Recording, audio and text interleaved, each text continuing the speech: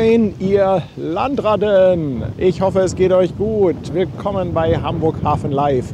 Aus dem, ja, ich sag mal, etwas windigen Hamburg. Ihr seht, ich stehe hier eingemummelt, als ob es tiefster Winter wäre. Aber wir haben schon wieder einen heftigen Wind, also Windstärke 6. Es bläst mir ordentlich um die Nase und deshalb musste ich die Daunenjacke rausholen, um dem Wind etwas zu trotzen. Trotzdem scheint natürlich die Sonne. Also man kann trotzdem wunderbar verbrennen. Also das ist natürlich dieses Wetter, wo man ganz hervorragend sich einen Sonnenbrand holen kann. Denn man merkt halt von der Sonne nichts. Ja? Ja, wir machen einen kleinen Mittagsstream. Der liebe Michi geht mit der Maribo Maersk wieder raus. Das soll ca. 13 Uhr passieren. Ich hoffe, die lassen den jetzt auch raus. Nicht, dass der Wind so stark zunimmt, dass die plötzlich sagen, nee, ist nicht. Aber diese Liegeplätze müssen ja frei werden, denn von da hinten, da kommt nämlich die Savannah Maersk, Maersk Savannah, glaube ich.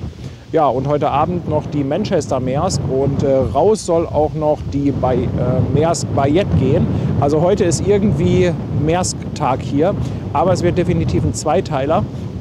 Wenn wir hier diese 3 Maersk-Schiffe durch haben, dann ja, werde ich wohl einpacken und heute Abend dann gemeinsam mit einer HMM und einer CMA CGM werden wir uns das Ganze dann zur Primetime angucken. Ja, schön, dass ihr da seid. Ich freue mich. Drückt mal die Daumen, dass der Wind vielleicht ein bisschen abnimmt. Im Moment sieht es noch nicht so aus, als ob hier gleich die Drohne fliegt. Aber gucken wir mal. Schauen wir mal, wie weit wir das ausreizen können.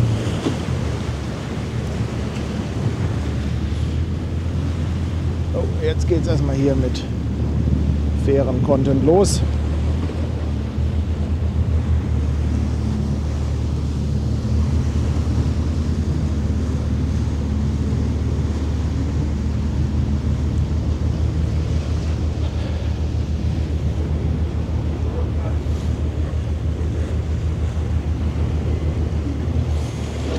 Ja, ich hatte auch noch irgendwie andere Schiffe auf der Segelliste. Da war die Lina zum Beispiel noch, aber irgendwie scheint die Lina gar nicht hier in der Nähe zu sein. Oder scheint gar nicht unterwegs zu sein.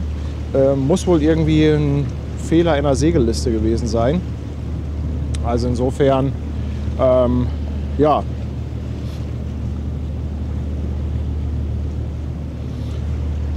Ja, Andi Borchert meldet eine Windstärke 4, also ich habe hier auf jeden Fall eine 5, aber es ist stark am Schwanken. Man hat immer mal wieder so Löcher, da geht es runter und dann geht es wieder rauf auf die 6. Also ist so ein bisschen am Schwanken, aber wir lassen uns einfach mal überraschen. Besser als Dauerregen.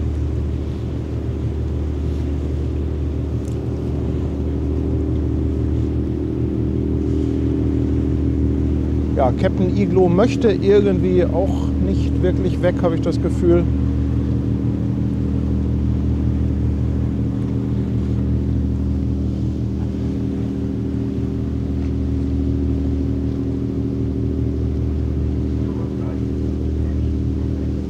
Eben ist auch schon, als ich aufgebaut habe, die SFL Maui reingekommen. Vielleicht kann ich da einmal rüberschwenken. Die ist nämlich gerade, was macht die denn da hinten? Die dreht da, ne? Will die sieht so aus, als ob die zum Tollerort möchte, oder? Was macht die denn da? Hä, wieso drehen die denn da? Das ist doch vorm Kühlbrand, oder? Hä? Ist das vorm Kühlbrand? Jetzt muss ich mal selber gerade auf dem Wesselfinder gucken. Tatsächlich, das ist vorm Kühlbrand.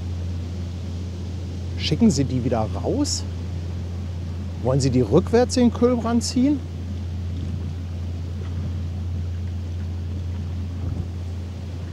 Ich bin gerade etwas ratlos. Ach, Svadro schreibt, da kommt Gegenverkehr. Deshalb. Aber die ist doch gar nicht am. Ist die am Vorhafen oder ist das. Ach, tatsächlich, die ist Vorhafen, nicht Kühlbrand. Sorry, habe ich falsch geguckt. Ah, okay. Alles klar. Ja, das macht natürlich Sinn. Gegenverkehr aus dem Kühlbrand Und das ist tatsächlich am Vorhafen. Das kann man so schwer von hier erkennen. Da muss man wirklich genau auf den Wesselfinder gucken. Wäre ja auch Quatsch, wenn sie die gleich wieder rausschicken würden.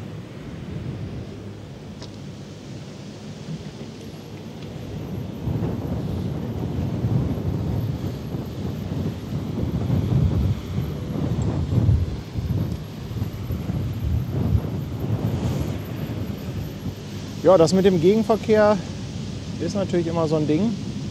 Wenn Michi nachher raus will mit seiner Maribo Maersk, da hinten kommt noch die Maersk Savannah. Ich weiß gar nicht, wo die sich begegnen wollen. Aber die Maersk-Schiffe gehen ja normalerweise ans Eurogate. Also ich schätze mal, da muss als erstes mal jemand weg, bevor die Savannah dahin kann. Aber werden wir alles sehen. Das ist immer so spannend. So spannend. Wenn es ein bisschen wuselig wird.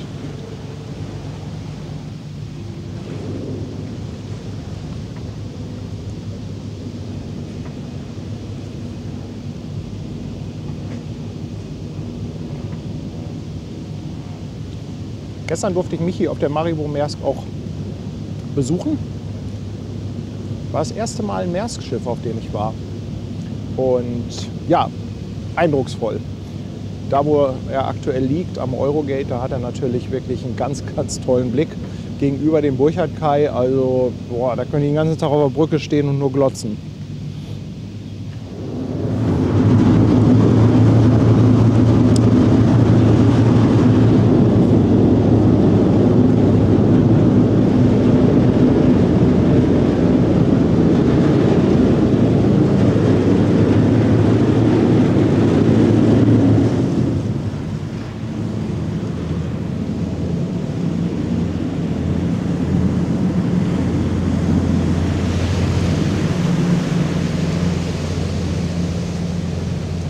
Das müsste dann die Savannah sein, die wir da sehen.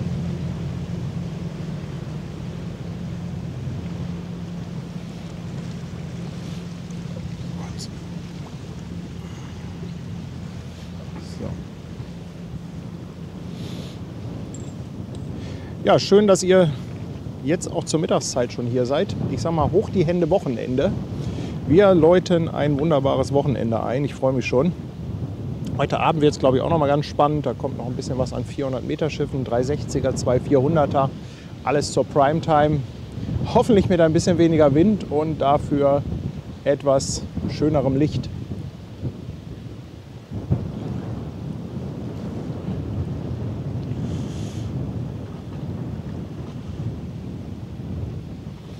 Die Maersk Savannah ist Baujahr 2008 und ja, die Schiffe, die Maersk vorne haben, das sind ja gescharterte Schiffe. Schiffe wie zum Beispiel die Maribo Maersk, hat Maersk hinten.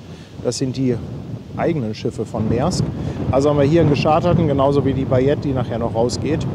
Und wir haben hier eine Länge von 334 Metern und eine Breite von 42 Metern. Containerkapazität beträgt rund 8400 Standardcontainer. Der maximale Tiefgang beträgt 14,52 Meter. Und sie fährt unter der Flagge von Hongkong. Gebaut in Südkorea bei Hyundai Heavy Industries.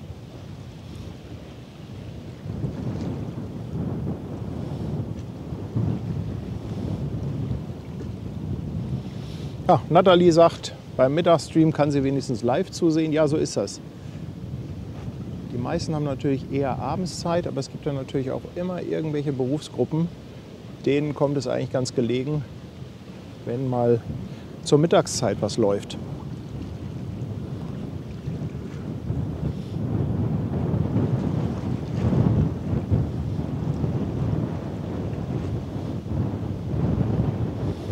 Und unsere Schwester, die hat auch heute frei. Moin, Schwester Hansen.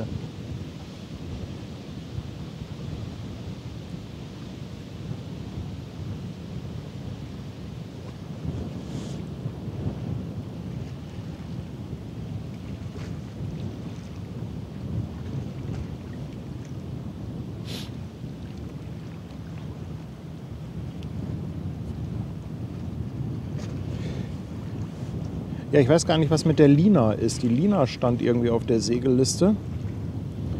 Aber die scheint gar nicht auf dem Wesselfinder zu sein. Aber jetzt will ich noch mal gucken, was die Maui da hinten treibt.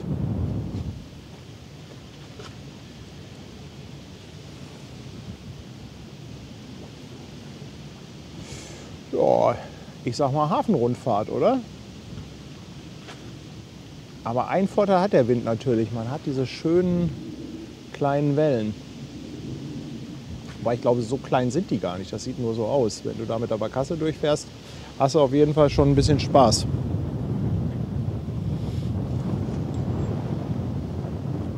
Ja, ja, Andi. Bei den vielen Bügeleisen im Hafen fragt man sich, warum sie die Elbe nicht glatt bekommen.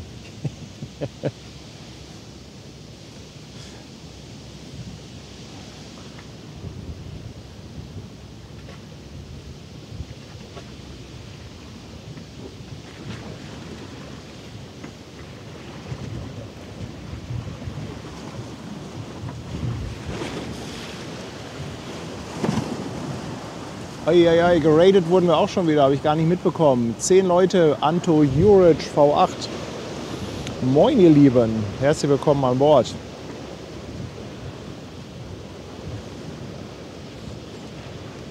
Gucken, ob ich auf die Schnelle was zur Maui finde.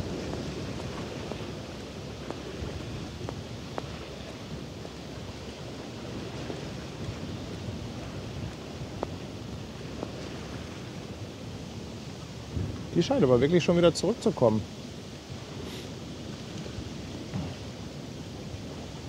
Ich glaube, die Maui hat aber auch über 300 Meter, ne?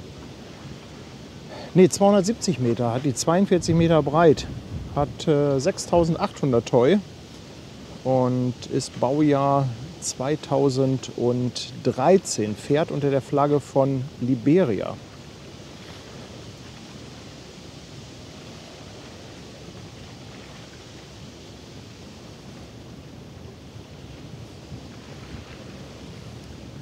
Sieht echt so aus, als ob sie wieder zurückkommen, oder?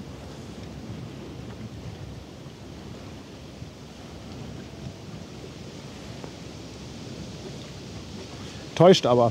Die sind noch, ja doch, die sind am Köhlbrand jetzt wieder vorbei. Aber es ist jetzt in der Tat mal interessant. Wir werden sehen, was sie da treiben. Vielleicht drehen sie dann hier vorne vor dem Parkhafen nochmal, um dann in den Köhlbrand zu fahren.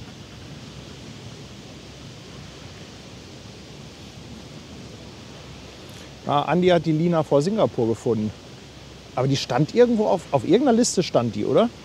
Andi, kannst du noch mal nachschauen? Es ist aber Lina, glaube ich, mit H am Ende geschrieben.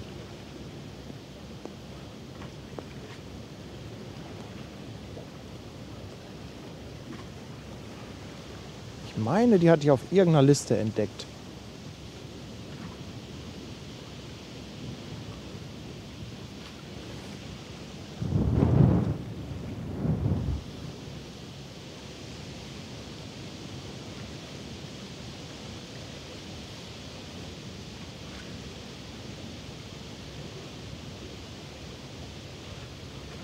Ach, Captain Chicago ist da und haut eine Info raus. Die Maui wurde umgeleitet und geht jetzt zum Burchard Kai 6, da das CTA belegt ist und auf die Schnelle nicht frei wird. Jo.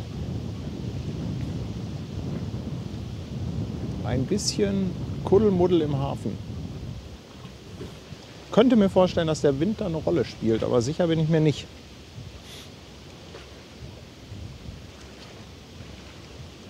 Ja, Ute sagt auch, dass ein Schiff, das schon raus sollte, haben sie wieder festgemacht. Ja, keine Ahnung. Also vielleicht, ich weiß nicht, Chicago, vielleicht hast du da eine Ahnung, ob das tatsächlich am Wind liegt, dass sie hier ein bisschen,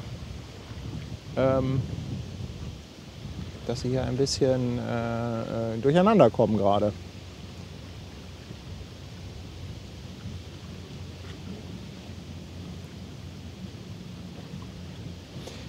Guck mal, der Andi G. wünscht sich zum Geburtstag das AIDA Nova Horn.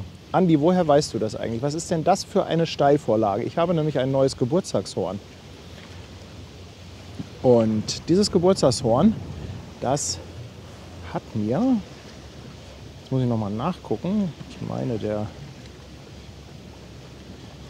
Stefan, genau, der Stefan hat mir den geschickt, den Sound. Und der hat nämlich das Horn von der Aida Nova genommen, hat das in seine Soundmaschine reingepackt, keine Ahnung, irgendwie wird das, ich weiß nicht, wie man es nennt, gesampelt oder so.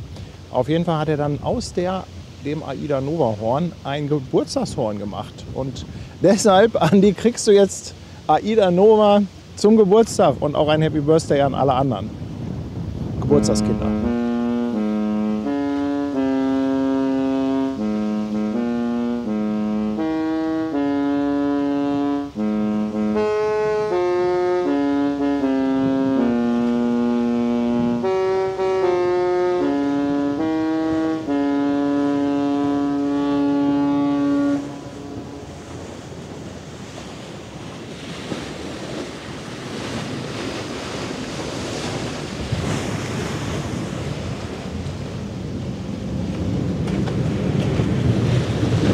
Hat er cool gemacht, der Stefan, oder?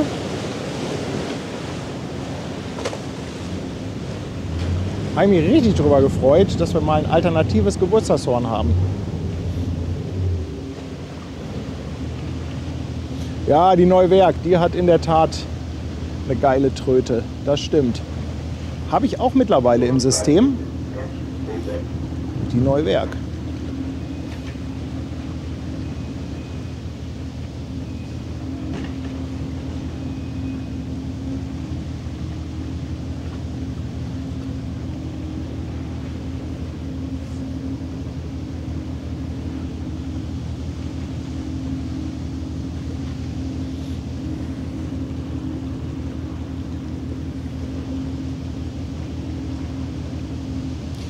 Mürrischer Mob, du kannst mir die Animation gerne zuschicken, dann baue ich die mit ein. Vielen Dank für den Vorschlag.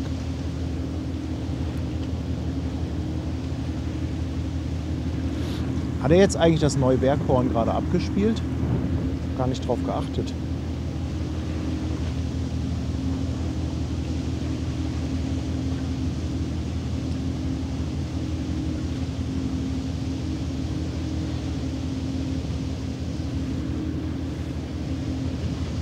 Hat er nicht gespielt? Warte mal, da muss ich noch mal gucken.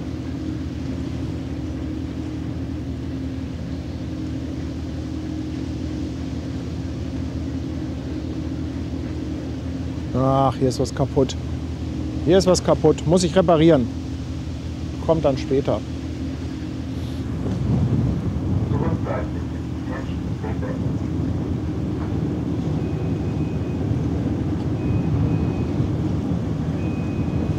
Ich schwöre, gestern ging das. Ich schwöre.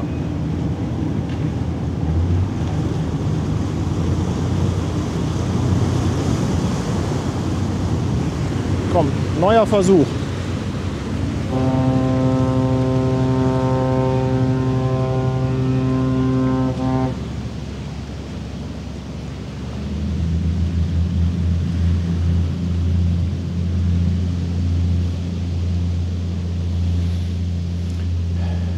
Ja, ihr seid bereit für die Drohne. Ja, wir können es eigentlich gleich mal probieren. Ich muss noch ein bisschen gucken, wegen Akkuhaushalt. Ne? Wobei, ich habe ja genug Akkus eigentlich. Muss man halt mittendrin wechseln. Wir können es mal probieren. Eigentlich sieht es vom Wind her gerade ganz okay aus.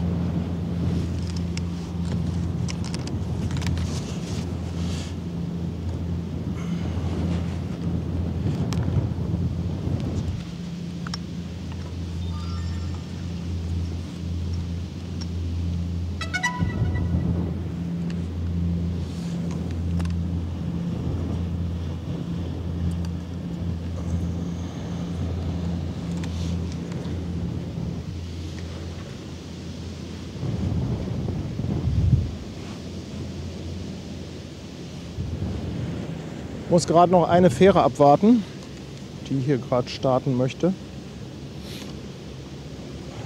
beziehungsweise anlegen möchte. Ja, Peter, der Wind, der ist ein bisschen am Schwanken. Also eben hatten wir mal eine Windstärke 10, da hatten wir hier schon so 12 Meter die Sekunde auf dem Windmesser.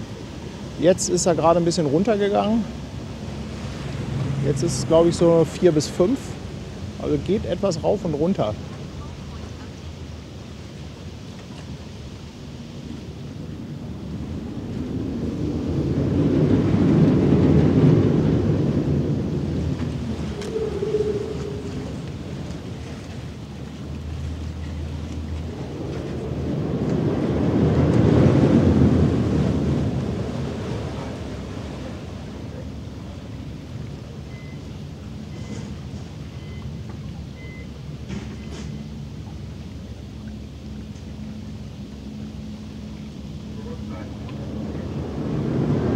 Jetzt kommt die Drehung.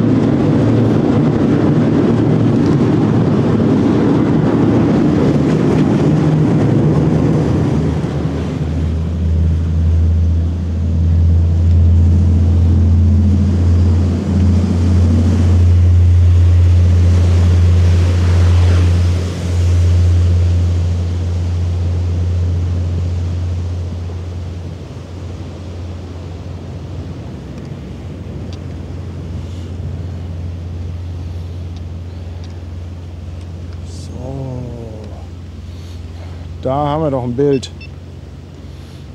Oh, das mit dem Piepen.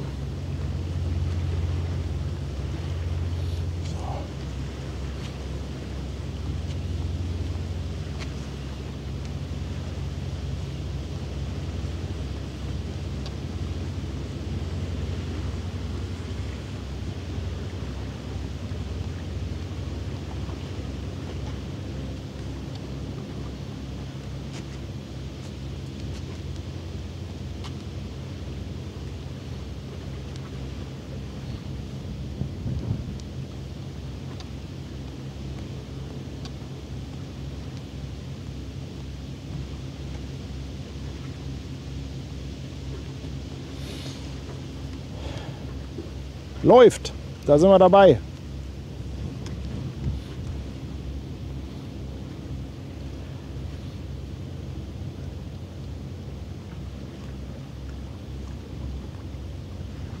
Und wenn ich so fliege, sieht das fast aus wie so eine Turbodrehung.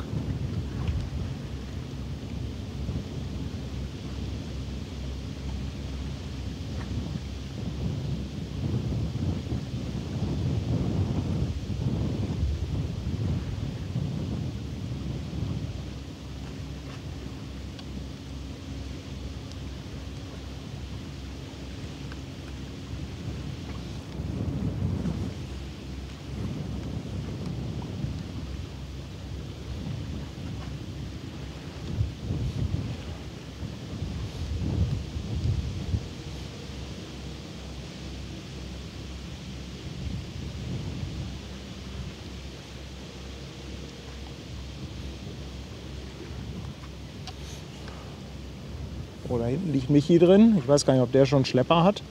Soll ja um 13 Uhr rausgehen. Rechte Seite, die Maribo Maersk.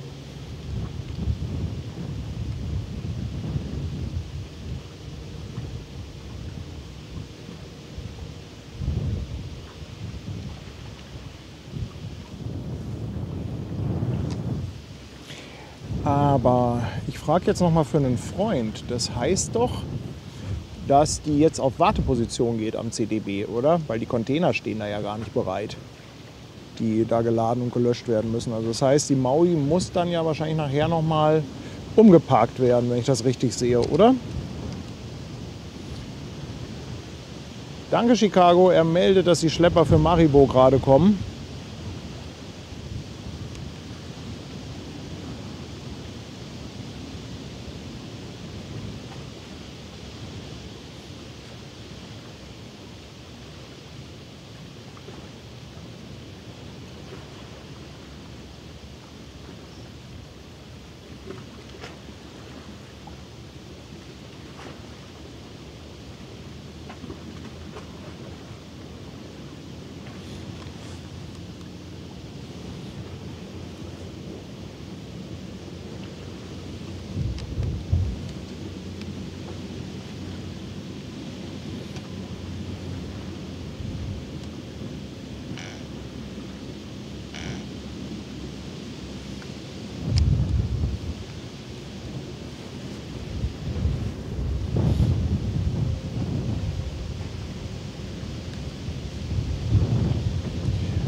Ja, Maribo Maersk, fast schon legendär, die Triple-E-Klasse.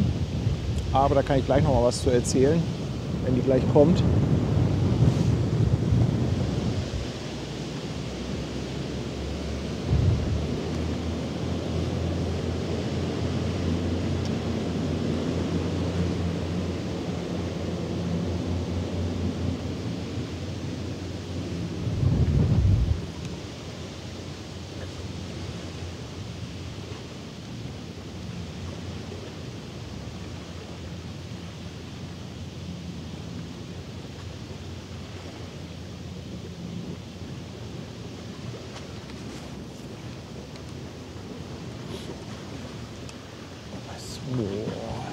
Ja, auf der Hauptkamera hier sehe ich sie jetzt schon gleich nicht mehr.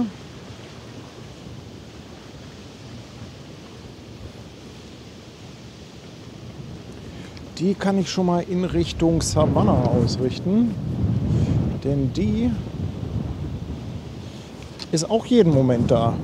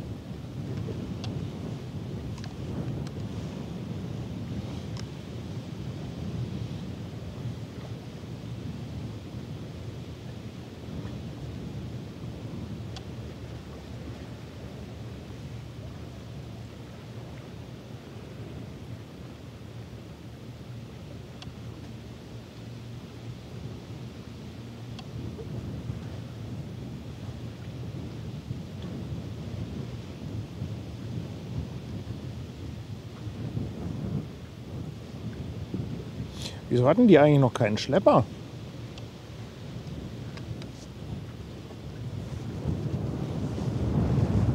Die geht doch bestimmt auch zum Eurogate, oder? Wo geht die eigentlich hin? Ich bin etwas durcheinander, was die Sortierung der Schiffe angeht.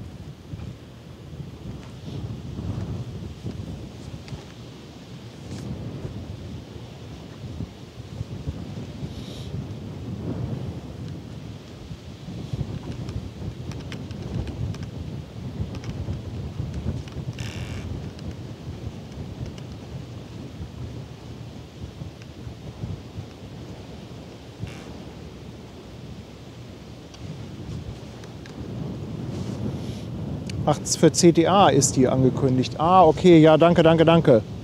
Dann ist das natürlich klar, dass sie noch keinen Schlepper hat. Ja, es ist auch ein bisschen voll am Eurogate, ne? Also Michi liegt da noch, die Bayette liegt da noch.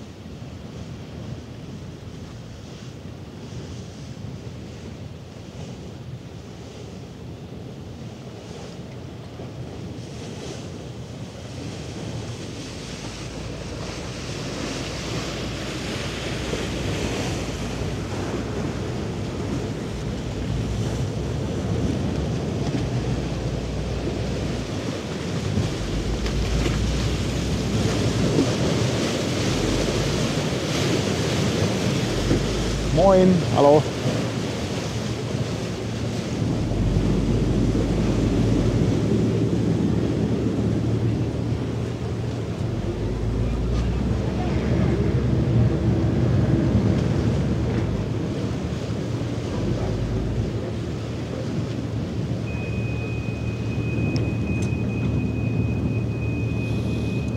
Ingrid, die neuen Containerbrücken sind noch nicht in Betrieb.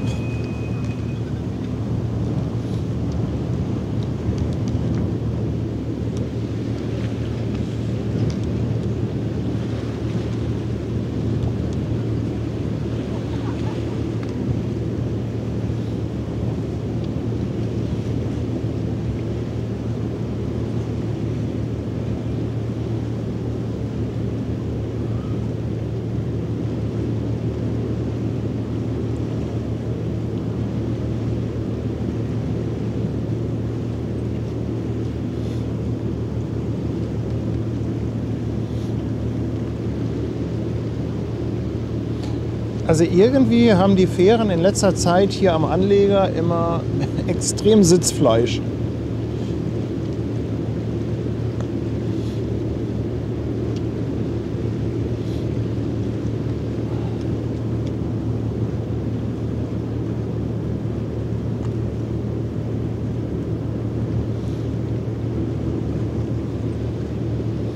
Ja, Ankerbänke, ich finde die Bilder auch sensationell. Hat was, ne? Hat was. Und sonst würde ich jetzt auch hier irgendwie 5 Minuten mir die Fähre angucken. Ich meine nicht, dass ich sie nicht schön finde, aber ich will demnächst auch mal einen Teststream von oben machen. Hier am Bubendeiufer kann man ja auch oben an der Mauer stehen. Da steht man ein bisschen geschützt, also das wird irgendwann demnächst mal sein. Und da kann ich nicht ganz so weit nach rechts und links gucken, aber mit der Drohne kann ich das vielleicht ein bisschen kompensieren. Hast du die Drohne schon oben? Bitte? Hast du die Drohne schon oben? Die ist oben, ja, ja. Achso. Die ist, da oben ist sie, da siehst du sie. Ja, die ist nicht weit weg, ne? Oh, da kommt ein Beluga. Jetzt, was machen wir denn jetzt?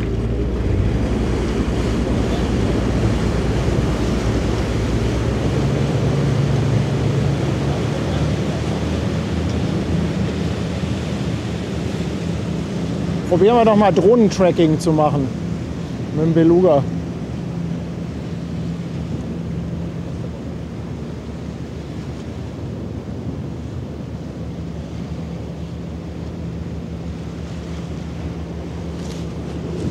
Boah, der kommt jetzt aber auf die Savanne, ne? Nein, dahinter geht er, dahinter.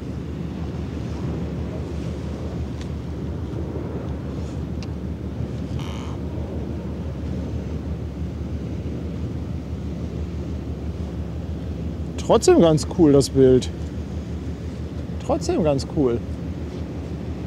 Boah, die Drohne, die trackt den, ja, das ist ja unfassbar. Ist das geil. Gut, ich komme nicht ganz so nah dran wie mit der großen Kamera, aber das Tracking, das ist ja sensationell.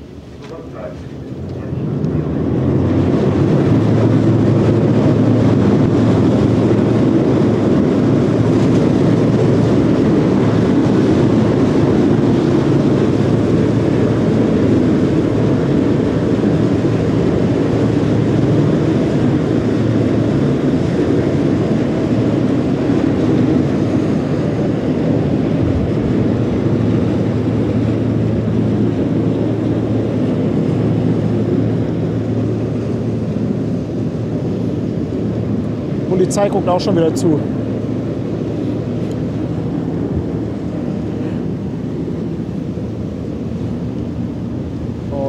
sperren wahrscheinlich schon für Michi, der gleich rausgeht.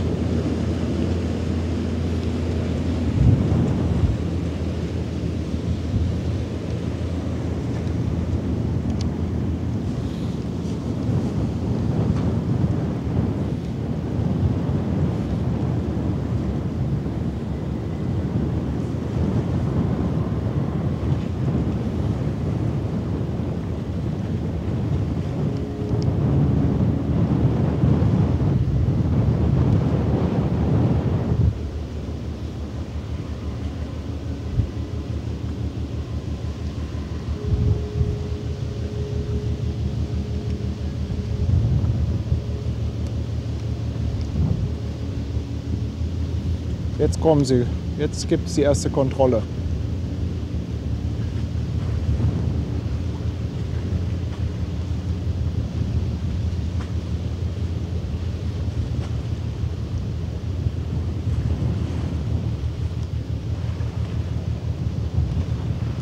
Jetzt kommen sie.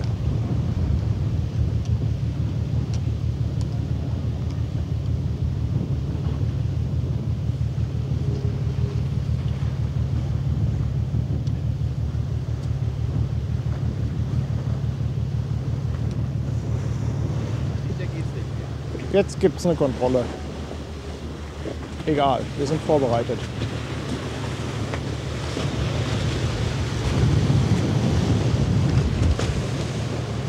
Nein, sie fahren winkend vorbei. Sie fahren winkend vorbei.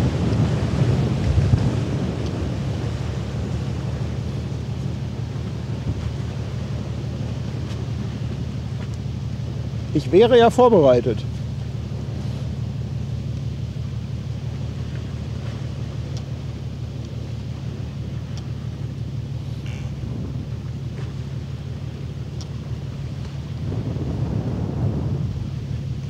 Ach, und da kommen auch die Schlepper.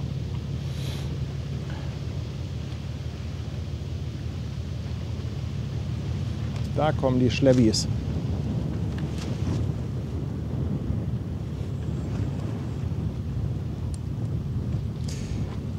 Peter fragt nach der Finnmarken. Peter, die Finnmarken, also Hurtigruten fährt ja Hamburg schon sehr, sehr lange an. Die hieß früher Otto Sverdrup bis vor einige Wochen.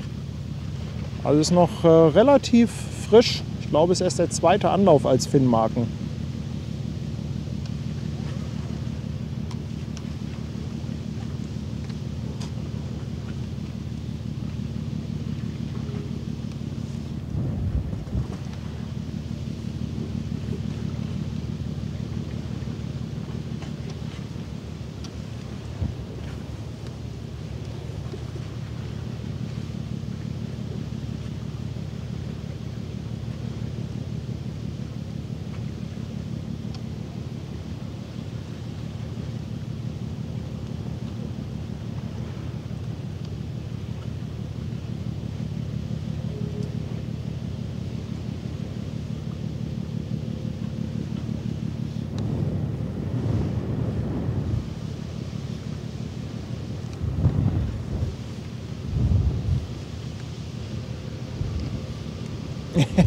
Andi, meinst du, die schauen heimlich den Stream? Naja, auf jeden Fall grüßen sie immer ganz freundlich. Also es ist schon ganz nett.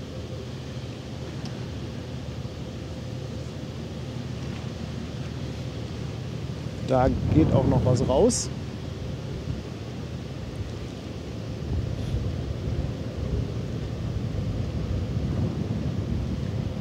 Aber mich wundert, dass sie wieder... Ach so, die drehen jetzt um da hinten, weil die kommen bestimmt zurück, weil wenn die Maribo rauskommt, müssen sie natürlich hier die Elbe sperren. Ne?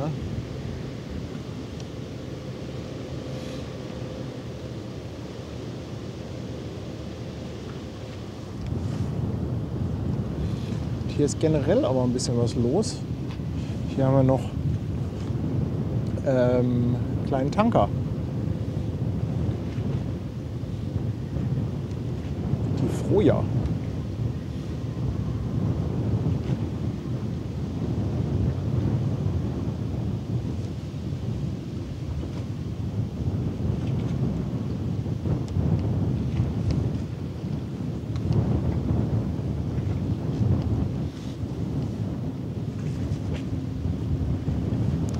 Da wurde gerade an der Froja der Lotse gewechselt.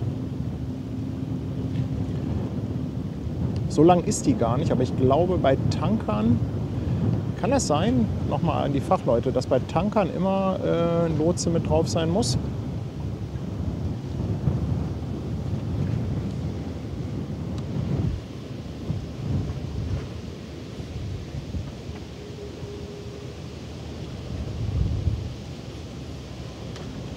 Ich habe mir übrigens erlaubt, ein Maersk-Emoji zu machen und ich habe mich mal hemdsärmlich an einem Drohnen-Emoji versucht. Das muss ich aber noch mal Philipp geben. Der muss das noch mal ordentlich machen irgendwann.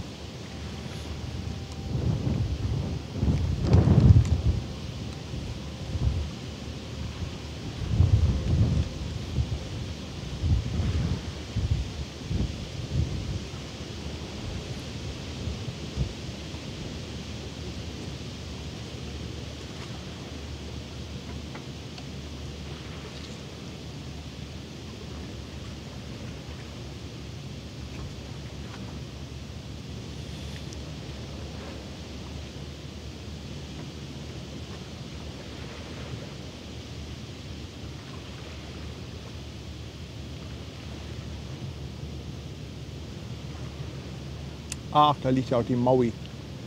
Ja, da kommt heute Abend dann die HMM hin. Meine ich zumindest. Da kommt eine große HMM. Und dann wird die wahrscheinlich verholt, sobald da am CTA Platz ist. Okay, ich lande erstmal.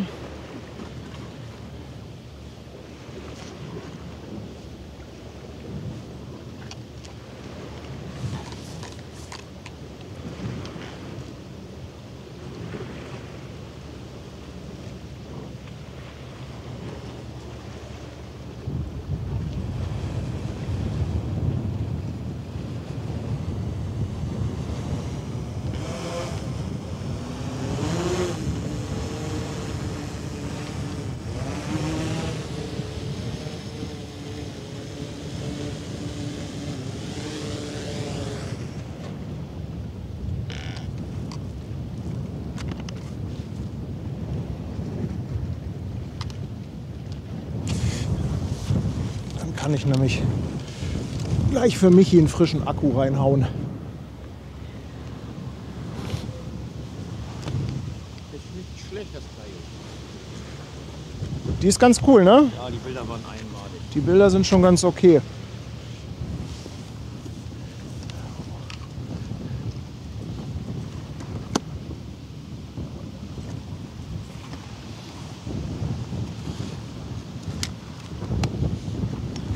So, ihr Lieben, jetzt bin ich auch wieder ein bisschen im Chat anwesend. Das ist halt auch der Nachteil, dass man... Ach, ist sie jetzt angegangen?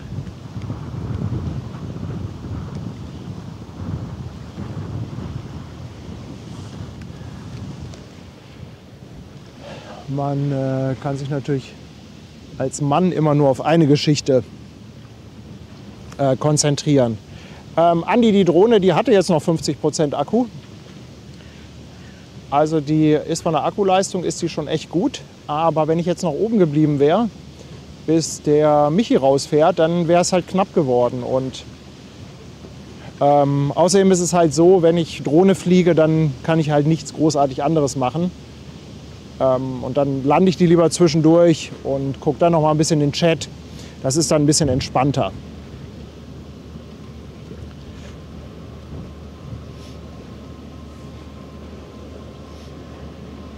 Und dann kann ich auch gleich mal hier ein paar Dankeschön raushauen. Ihr wart ja schon wieder, großzügig. Leute, der Carsten hat 5 € dagelassen. Gigi, unser Wahnsinniger, 4 Monate auf der Reeperbahn. Dann haben wir den Danny, 2 € Superchat von der Bande aus Wasserburg. Thomas von Fluggesellschaft ist da und lässt auf Twitch einen Sub da. Auch schon im 8. Monat. Danke, Thomas. Die Flussmöwe, 9 Monate. Dann haben wir den Ankerbengel, der für 2 € alle grüßt vom Superhafen oder zu einem Super Hamburg Hafen Live Wochenende. Ja, schauen wir mal, wie das wird.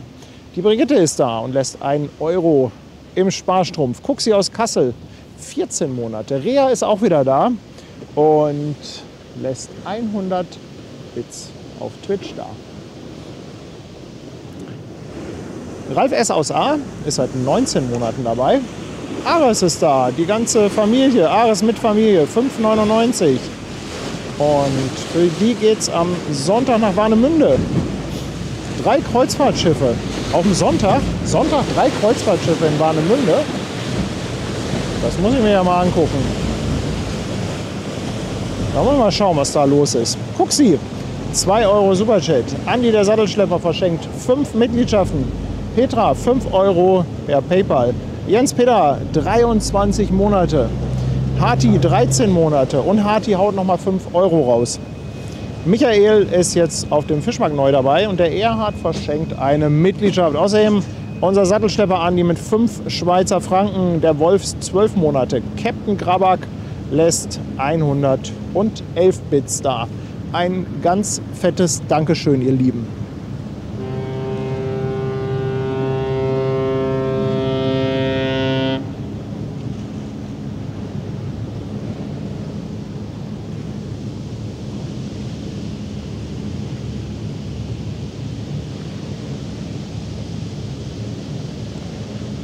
Gestern habe ich ein paar Hörner rausgesucht.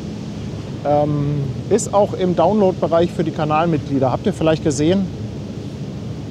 Da habe ich 2 oder 3 Hörner euch wieder reingepackt. Und hier haben wir Björk. Kleiner Fieder.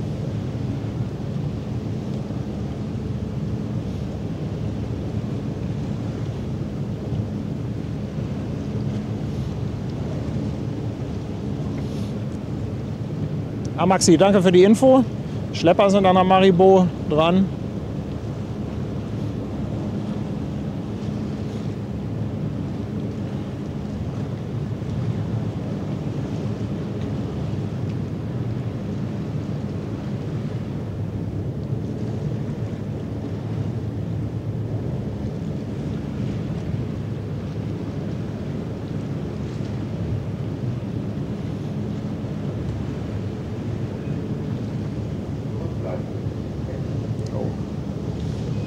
Da haben wir vielleicht ein paar schöne Bilder.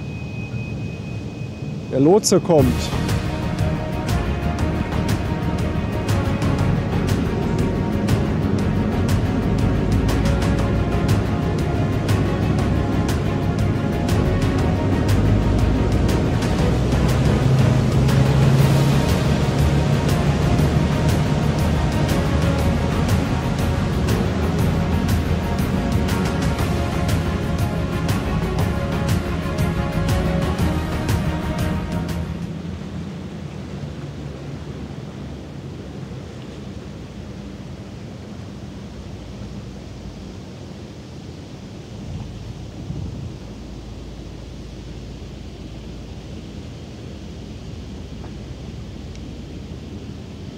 Ihr könnt mal versuchen, Schwester Hansen zu überreden, dass sie heute Abend dazu kommt.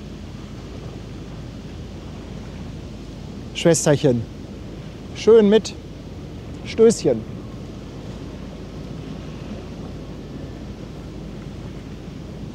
Boah, das Licht auf der... Ich wollte gerade schon sagen, auf der Borg, aber es heißt ja Björk.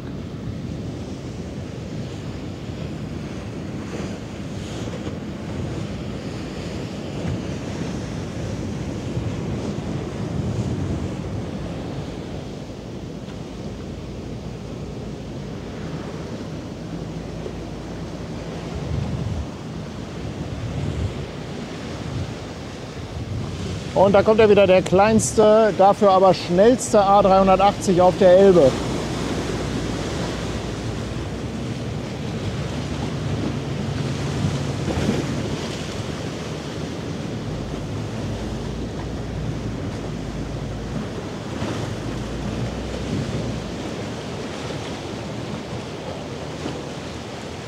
Ja, liegt nicht so stabil in der Luft, das Ding. Schwankt ein bisschen rauf und runter. Kennt man eigentlich nicht von den Airbus-Flugzeugen. Bisschen Turbulenzen, würde ich sagen.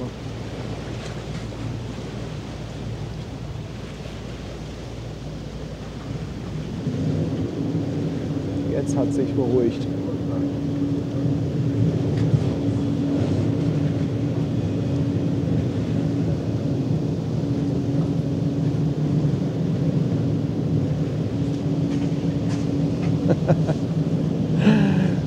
Hier ist der Vorschlag, zu versuchen, den A380 Flightradar auftauchen zu lassen.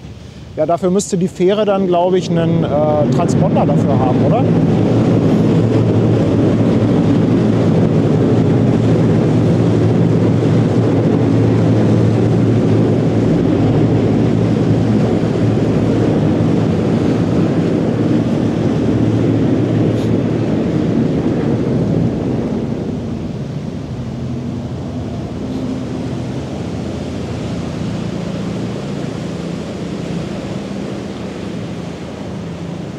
Ich denke mal, bei Flugzeugen funktioniert das so ein bisschen wie das AIS bei Schiffen, oder?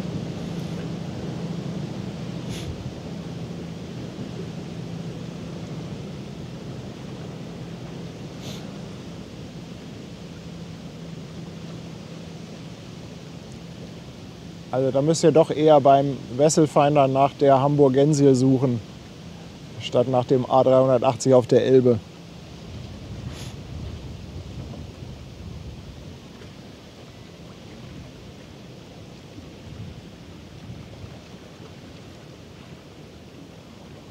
Behaltet ihr den Michi etwas im Blick mit Maribo Maersk?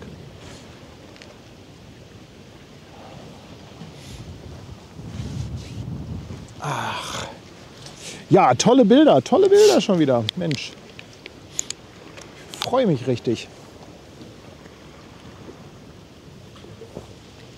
Peter ist auch da. Peter. Ja, HSV haben wir gut gemacht, oder? haben wir gut gemacht. Also besser Ja. geht's nicht. Also die Dramaturgie, die war nicht getoppt. Dieser Lauf hier. Peter 1887, kennt ja der ein oder andere von euch aus dem Chat.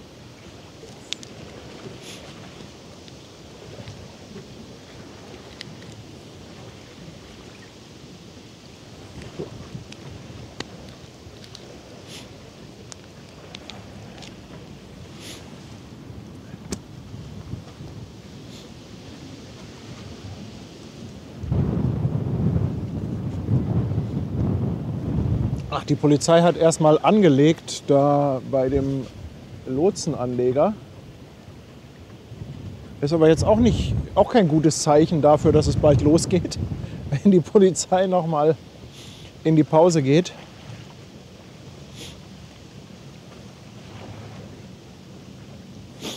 Das ist immer gut, wenn man hier einen Insider hat. Chicago schmeißt in den Chat, dass die Maribo Maersk auf den 4. Schlepper wartet, der gleich von der Maui kommt. Ja, das hat so ein bisschen wahrscheinlich die Planung durcheinander gebracht mit der Maui, die dann noch eine kleine Hafenrundfahrt gemacht hat.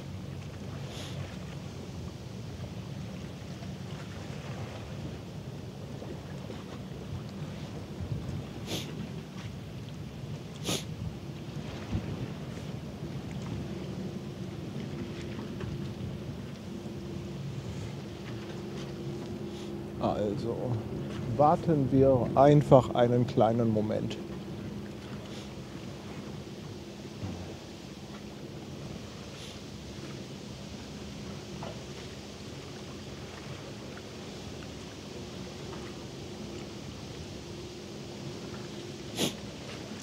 Ich kann ja noch mal ein bisschen was erzählen zur Triple-E-Klasse. Also die Maribo Maersk gehört ja zur Triple-E-Klasse. Da gab es 2 Generationen von. Die Maribo gehört zu der ersten Generation. Die erste Generation wurde zwischen 2013 und 2015 gebaut und hat etwas über 18.000 Toy. Die Schiffe sind alle knapp 400 Meter lang und etwas über 58 Meter breit. So, jetzt müssen wir mal gerade gucken. Ah ja, das wollte ich euch mal erzählen. Das fand ich nämlich auch ganz interessant. Wenn ihr euch schon immer gefragt habt, wofür steht eigentlich das Triple E? Und das Triple E oder Triple E steht halt für die 3 Entwicklungsziele, die man sich gesetzt hat. Economy of Scale, Energy Efficiency und Environmentally Improved. Also ein Skalierungsvorteil, Energieeffizienz und Umwelt verbessert. Das heißt Triple E. Was sehr charakteristisch ist bei der Triple E-Klasse, sind zwei Hauptmaschinen mit zwei Festpropellern und auch zwei großen Ruderblättern. Sieht man auch an den zwei Schornsteinen. Bisher hat das keine andere Reederei übernommen. Bei Evergreen gibt es ein paar Schiffe, die haben auch zwei Schornsteine. Da könnte man meinen, dass sie auch zwei Hauptmaschinen haben. Allerdings ist das eine von den Schornsteinen, glaube ich, ein Scrubber. Und das sieht nur sehr symmetrisch aus. Ist aber nicht so, dass die zwei Maschinen haben.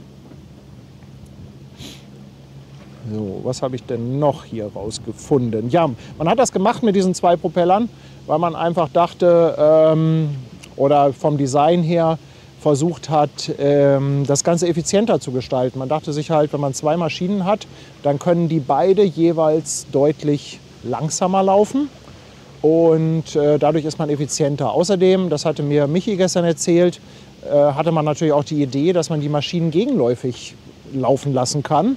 Also eine vorwärts, eine rückwärts und dann hat man im Prinzip fast so einen Effekt, als wenn man hinten eine Propellergondel hätte. Er meinte, in der Praxis hat sich das nicht wirklich durchgesetzt, dass man das für Manöver verwendet.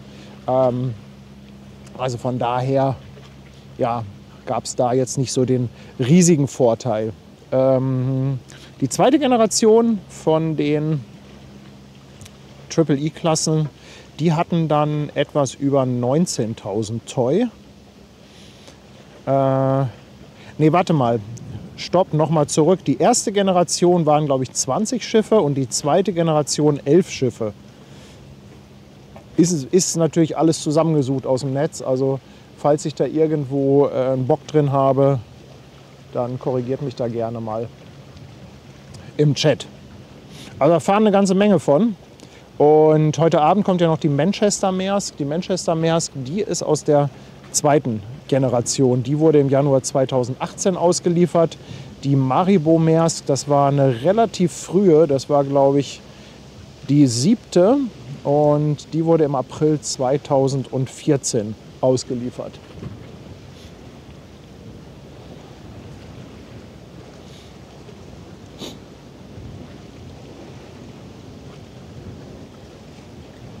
Und soweit ich weiß, war die Triple E-Klasse, waren das weltweit die ersten 400-Meter-Schiffe.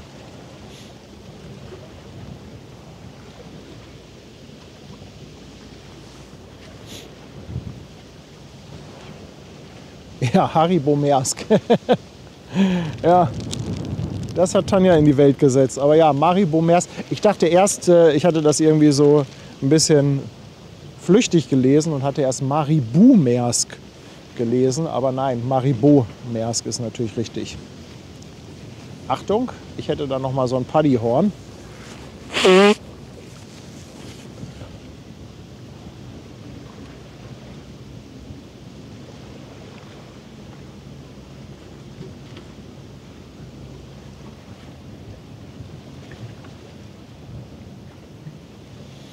Okay. Andi hat entdeckt, dass die Fairplay 91 rüberhüpft zur Maribo und dann kann das auch gleich losgehen.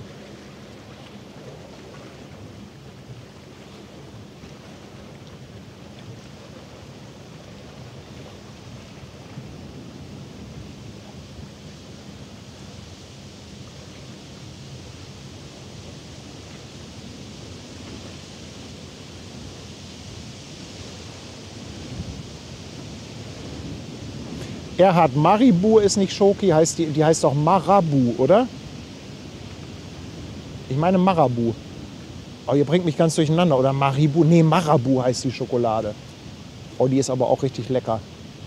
Die kann man sich einfach so auf die Zunge legen und dann ein bisschen an den Gaumen drücken und warten, bis sie zerlaufen ist.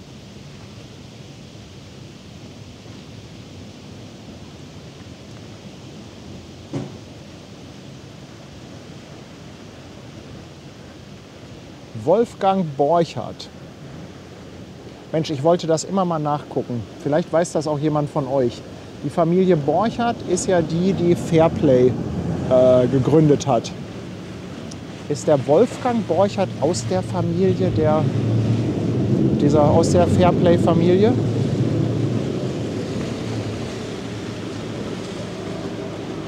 Haben eine ganz interessante Geschichte. Zumindest die Fairplay-Gründerfamilie mussten nach England flüchten. Die damalige Besitzerin, ich glaube Lucy Borchert war das, die ist dann auch in England geblieben. Und ich meine, bis heute ist die Familie Borchert immer noch quasi Eignerfamilie von Fairplay.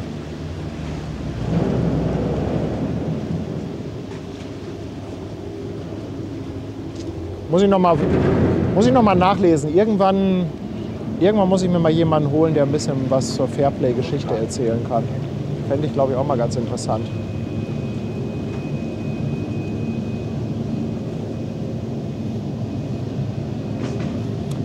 Svadro meint, da gibt es noch mal einen Unterschied in der Schreibweise. Borchert mit D und mit T. Okay, da habe ich jetzt natürlich überhaupt nicht drauf geachtet, aber das kann natürlich sein, dass da noch mal ein Unterschied ist.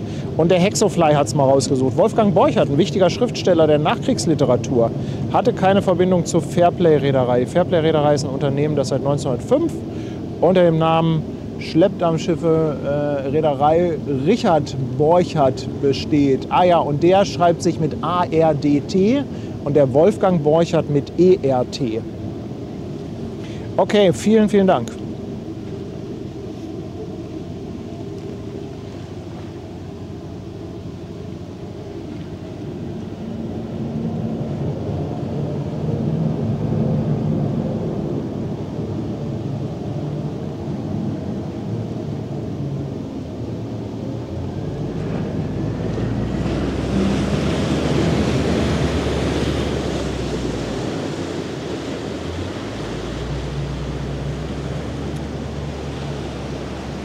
Wer ihn nicht kennt, der alte Schwede.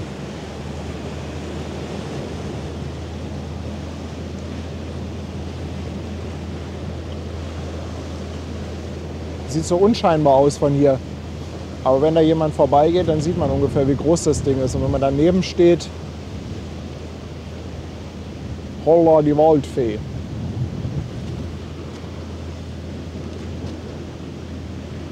Wer kommt denn da schon wieder angeheizt und will hier eine Welle machen?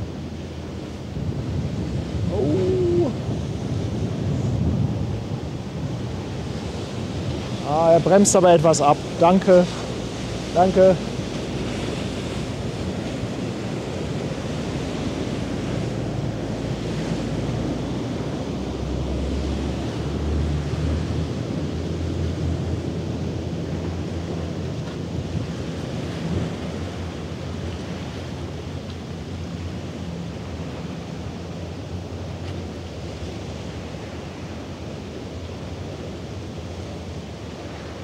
Wer das vielleicht das erste Mal sieht, der alte Schwede ist ein riesiger Stein, ein Findling, der beim Ausbaggern der Elbe geborgen wurde. Brauchten sie auch 2 Anläufe für. Gibt eine schöne Dokumentation darüber bei YouTube.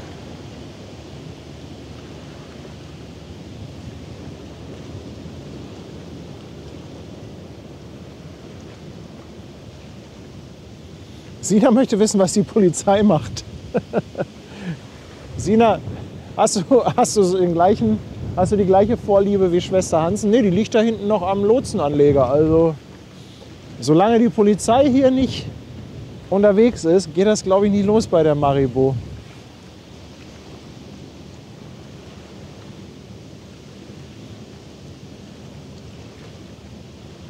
Oh, Schwester Hansen.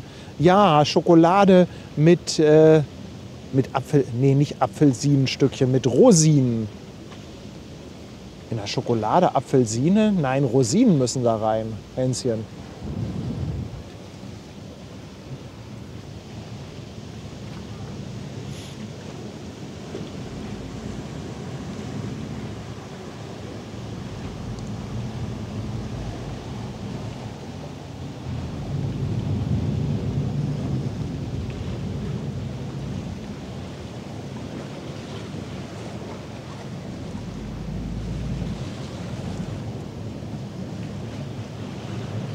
Oh, Schokolade mit Lakritz ist auch weit vorne.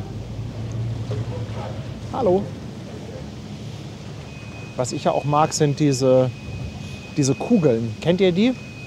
Die heißen Lakritz. Lakritz mit DS geschrieben am R, also mit D statt T. Oh, die Biester machen auch süchtig.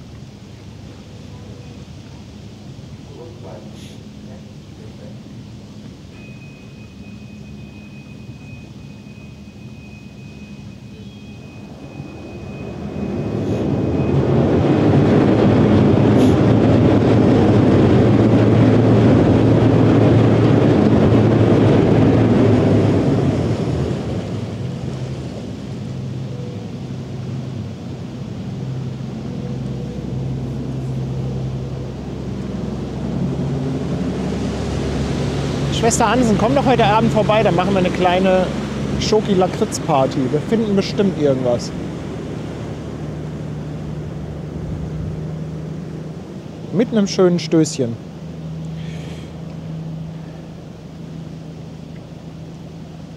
Der alte Schwede wiegt 217 Tonnen. Danke, Hasche.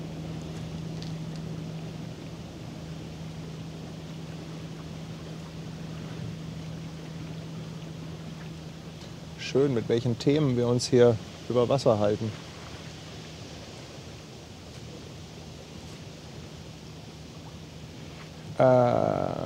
Jan fragt nach dem 14.06. Ja, das weiß ich. Da gibt es ja hier eine MSC-Party mit einer Taufe von der MSC Germany. Aber 14.06. Da ist der Party in Norwegen. Da.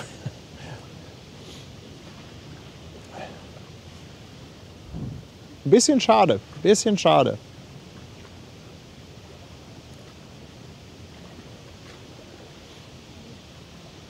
MSC möchte gerne sich ein bisschen in Hamburg einschleimen. Okay. Nachdem sie ja hier so viel Trouble gemacht haben, machen sie hier so ein bisschen Mini-Hafengeburtstag. Ja, taufen da ein Containerschiff, das wollen sie direkt an Landungsbrücken machen. Bisschen Party, bisschen Feuerwerk, bisschen Musik. So ein 400-Meter-Schiff oder was ist das? Ich glaube, ein 350er ist das. Die MSC Germany. Ich meine, das ist eine mit diesen großen Windschilden vorne dran. Okay.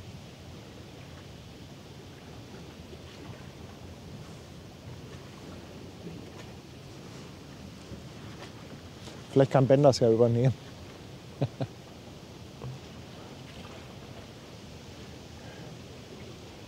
einen Auftrag, der wird gar nicht gefragt.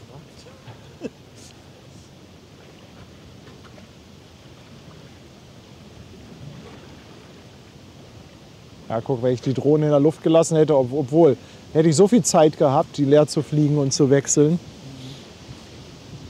Wobei das Wechseln ja auch relativ schnell geht mit dem Akku. Landen, wechseln und wieder starten. Aber da sind doch bestimmt 6 Windstärken, die wir jetzt haben, ne? Also vom Gefühl her, also... Nee, ich glaube, es ist jetzt ein bisschen weniger. Guck mal, jetzt haben wir 4. Okay. Nee, das ist jetzt weniger. Vorhin, als ich kam, da hatten wir 6.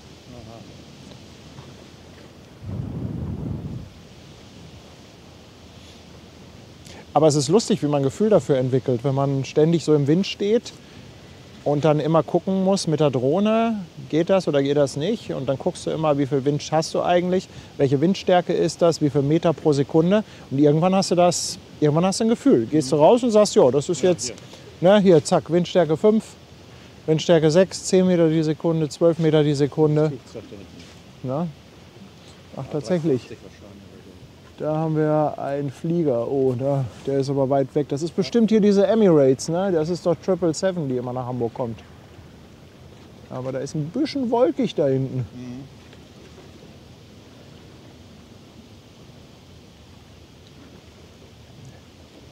Es müsste ja 777 sein, weil ich glaube, mit einer anderen kommt Emirates gar nicht nach Hamburg.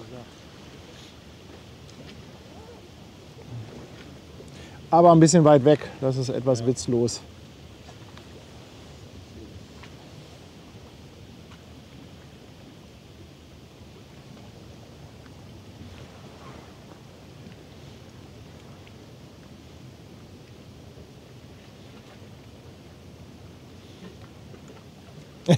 Ralf fragt nochmal, ob die Drohne jetzt einen Namen hat. Ja, so richtig offiziell haben wir sie noch nicht getauft, aber irgendwie hat sich ja das Lufthansen ein klein wenig etabliert.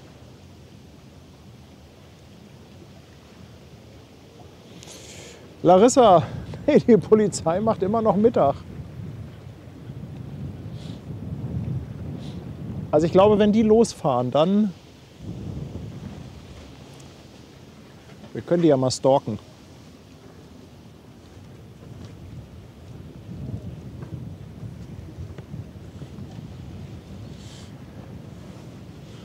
Da liegen sie an den Pfählen.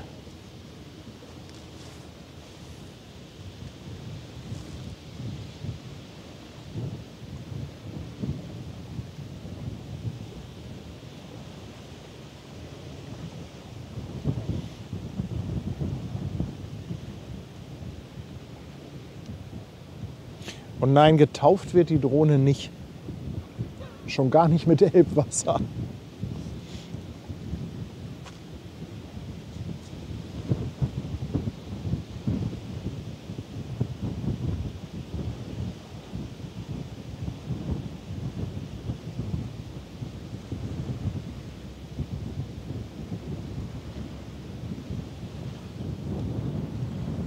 Oh, falscher Knopf.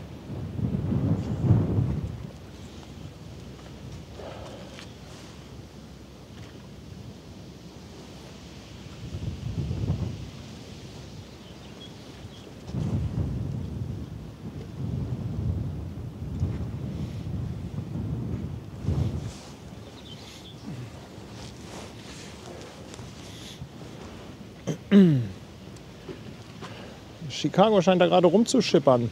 Er sieht, dass noch 4 Vorleinen fest sind. Kyro, das ist die Mavic 4 Pro, die Drohne.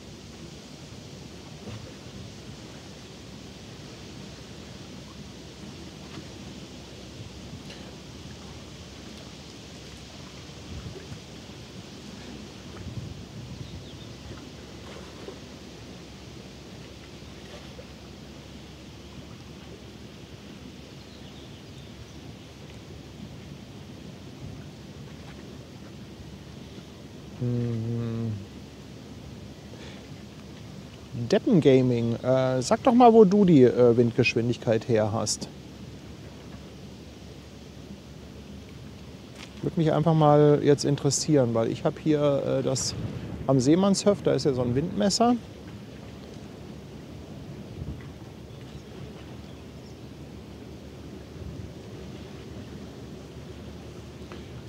Dann gibt es ja Windy, diese App, da gucke ich eigentlich immer ganz gerne drauf, um so einen Gesamtüberblick zu bekommen. Und die haben ja auch eine Vorhersage. Ach, Wetter Online, okay. Ja, Windy nehme ich immer ganz gerne, um zu schauen, wie sich das entwickelt. Und heute Abend soll der Wind ein bisschen nachlassen. Also am Seemannshöft ist halt richtig ein Windmesser. Das heißt, da kann man wirklich gucken, was ist jetzt aktuell an Wind da.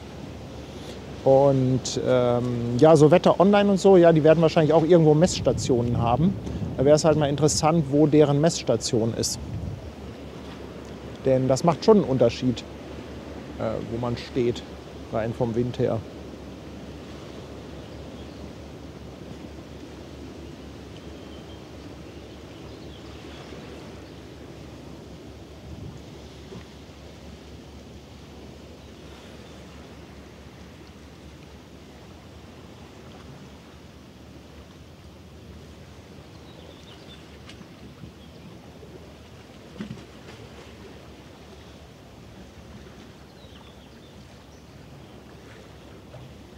Tim, habe ich doch gerade gesagt. Die Mavic 4. Also, Chicago, unser Auge vor Ort, sagt, jetzt sind noch 2 Vorleinen dran. Also es tut sich auf jeden Fall was. Vielleicht könntest du über Funk dann auch mal die Polizei wecken. Ich glaube, die sind dann nämlich eingeschlafen.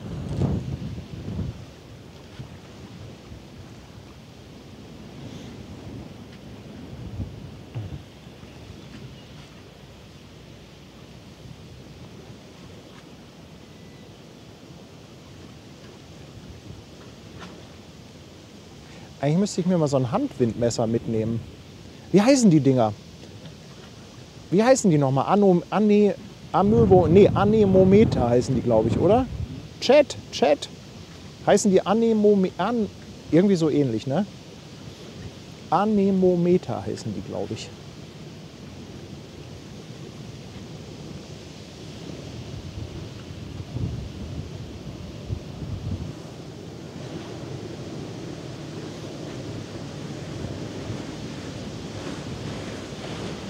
Ah, Anemometer, ja.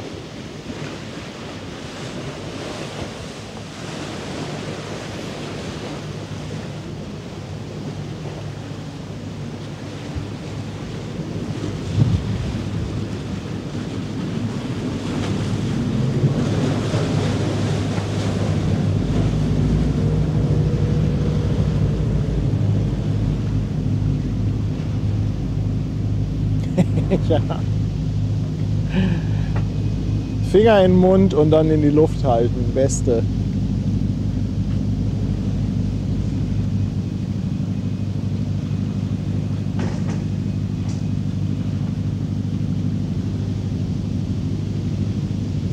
Ah, WS 31 liegt da oben schon.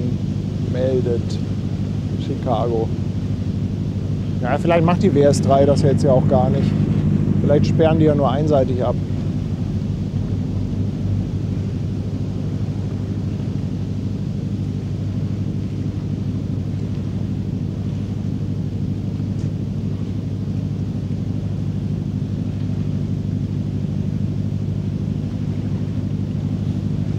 Aber ich glaube, Seemannshöft ist ja schon ganz gut als Standort für ein Windmesser, zumindest für hier.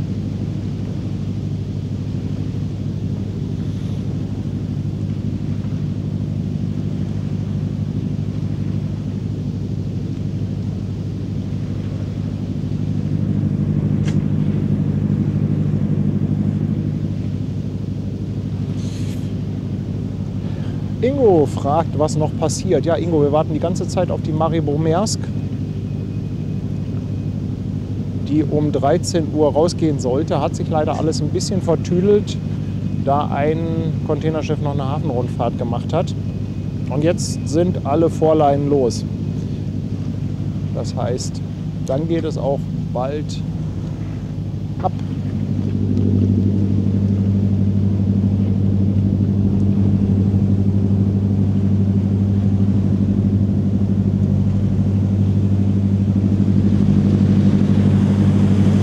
Aber Wind hat wirklich spürbar nachgelassen.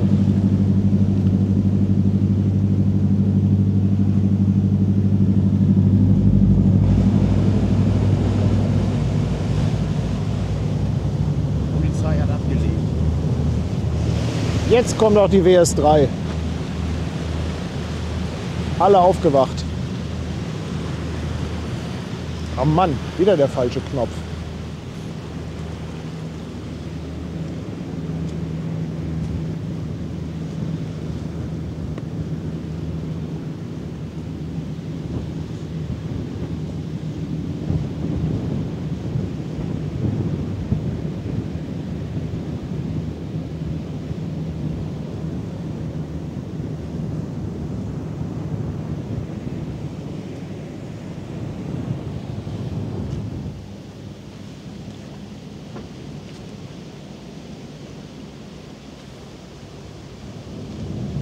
Klasse.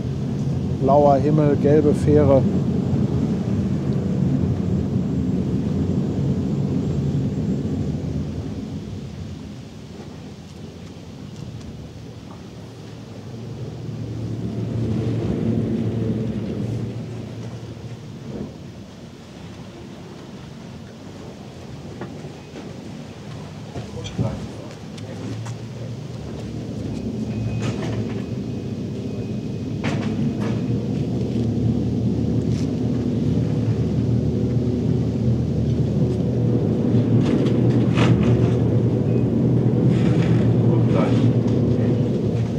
Die warten jetzt extra darauf, dass die Fähre weg ist, damit sie noch einmal ins Bild kommen. Für Schwester Hansen, die WS 3, unsere Bürgermeister Weichmann.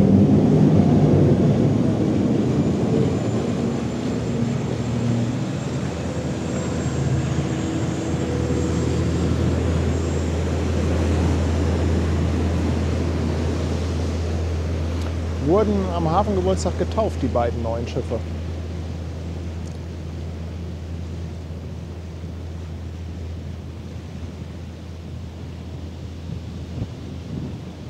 Oh, die haben aber wirklich Zeit.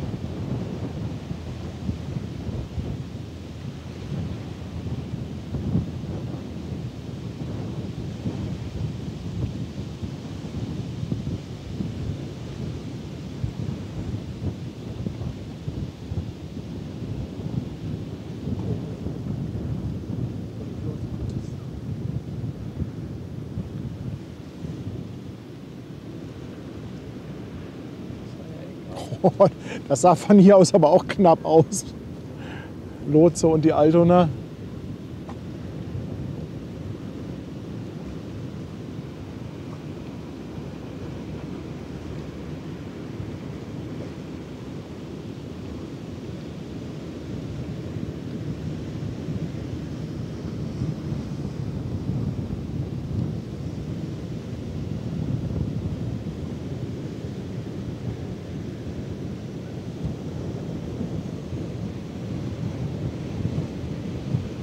Wirklich schön geworden.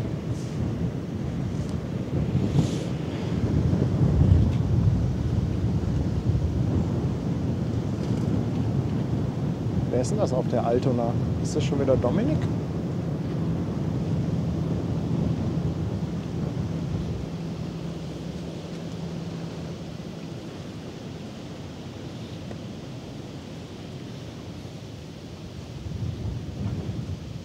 Für Schwester Hansen zu langsam, ja, das stimmt. Das stimmt. Aber die haben es ja jetzt auch nicht weit.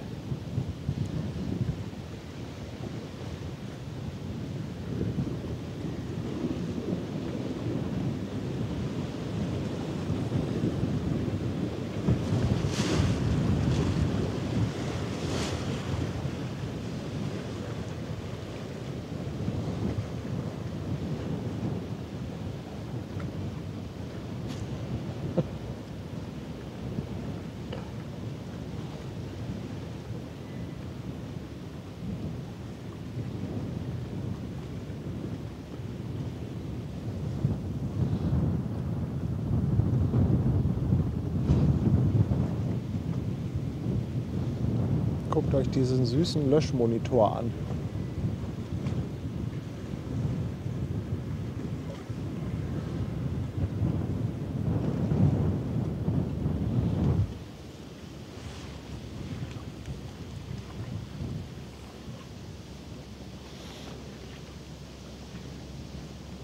Ich fühle mich ein bisschen beobachtet.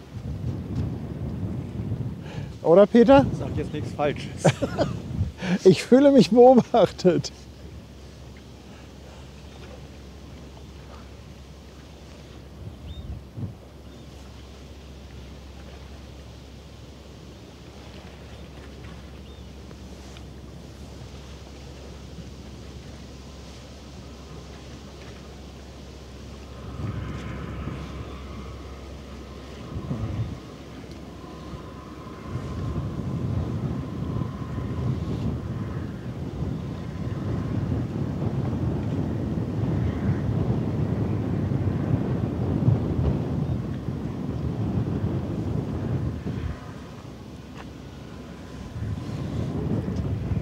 Ja, aber was ich, guckt euch.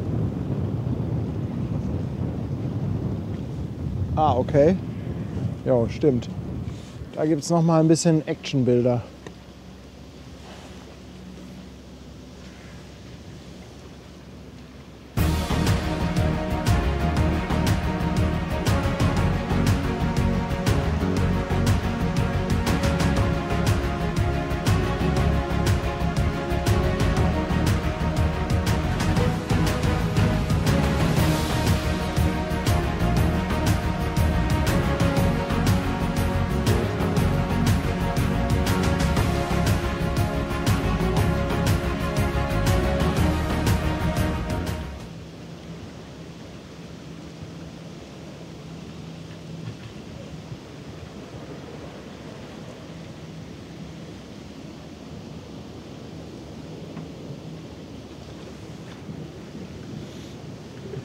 Ja, so kann man es auch sehen. Ich sollte mich nicht beobachtet, sondern sicher fühlen. Stimmt. Das ist die richtige Einstellung.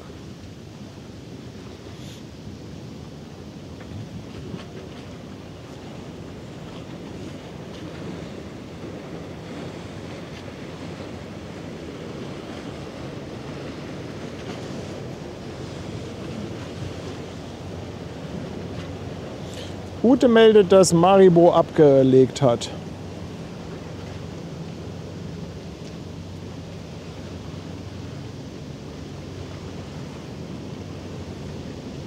Moin Dominik.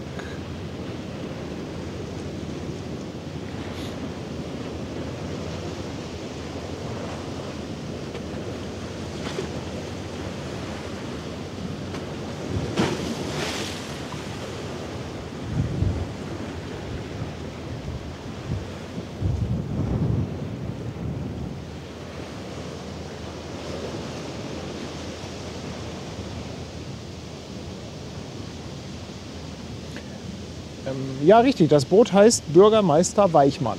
Das ist richtig. Und das andere neue Wasserschutzpolizeiboot heißt Bürgermeister Brauer. Und ich glaube, da hinten kommt noch ein rotes Schiff aus dem Kühlbrand. Ach, ist das nicht hier die, wie heißt sie, Annika? Amalia. Amalia ist es, genau. Die Amalia.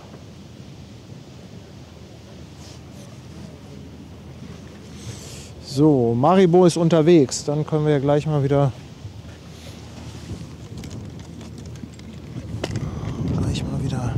starten.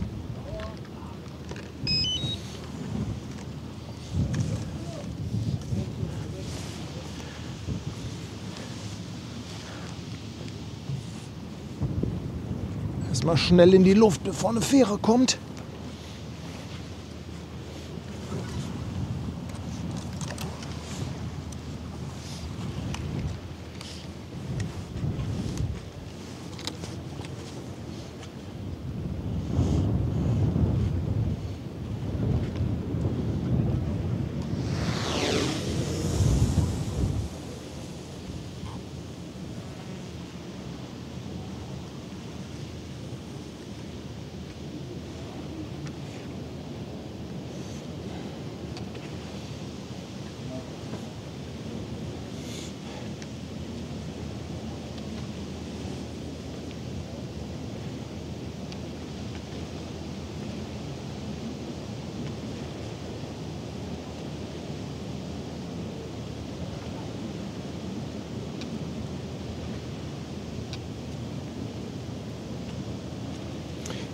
So, wir sind wieder in der Luft. Die Lufthansa hat abgelegt.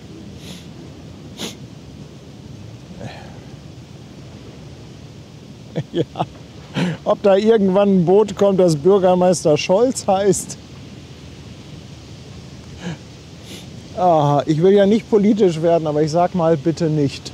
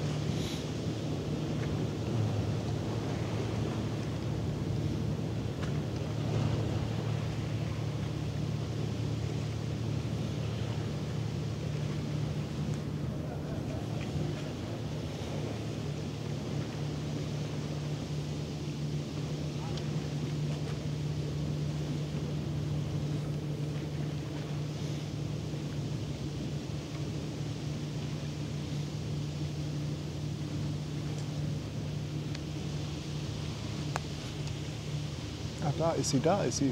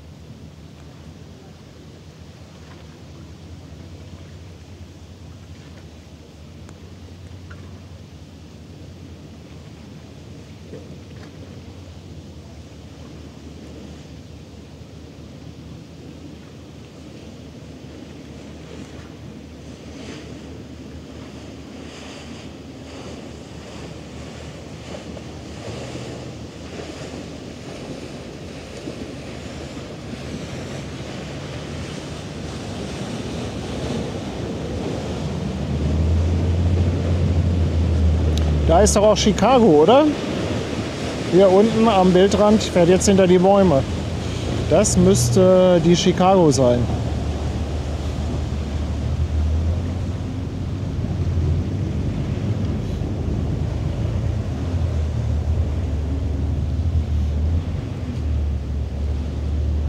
Ja, es ist wirklich eine Schande, dass man auf diese Grünfläche da nicht kommt. Da soll ja der Hafen erweitert werden, aber es tut sich irgendwie nichts. So ein tolles Gelände mit so einer tollen Aussicht.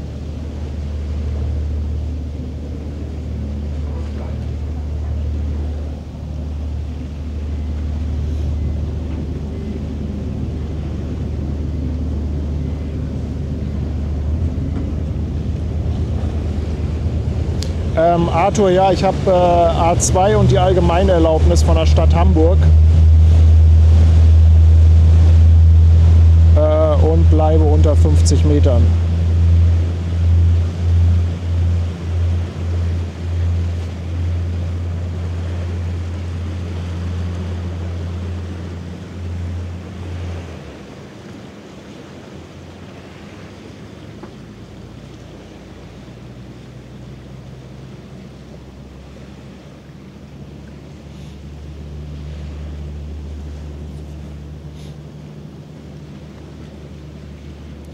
Die Amalia, auch interessant.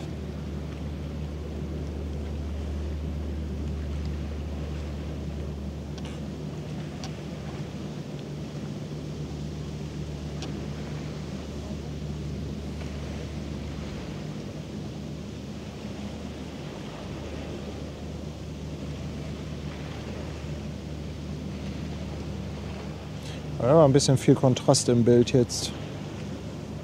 Das Doofe ist, dass man das Bild nicht einstellen kann bei der Drohne.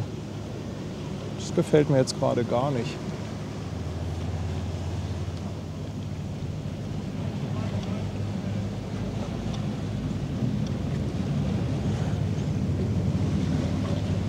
Das sieht besser aus.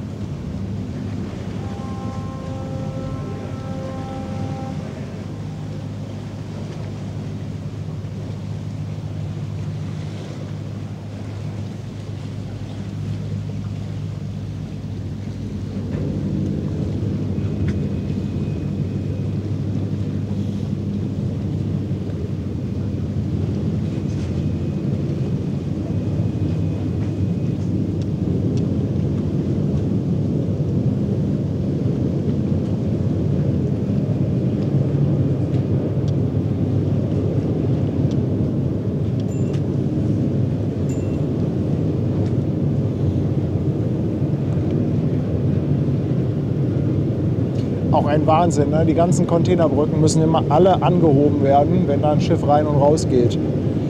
Für eine halbe, dreiviertel Stunde steht da an den Terminals immer alles still.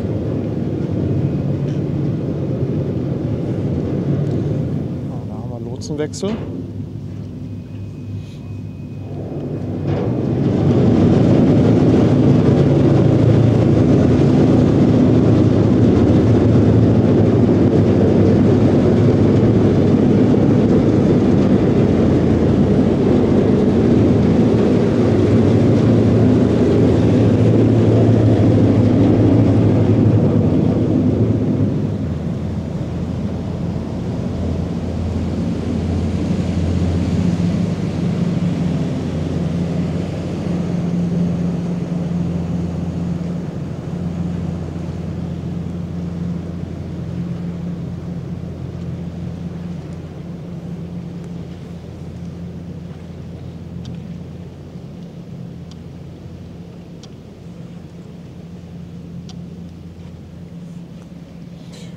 Jo, und da kommt so langsam der Michi raus.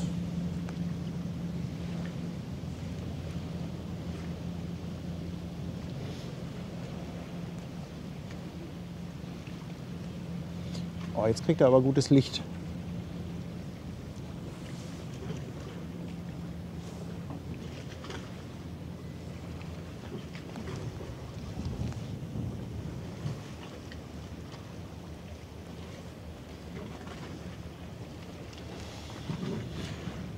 Guck, eben haben wir wieder gewartet, war nichts los und jetzt kommt wieder alles auf einmal.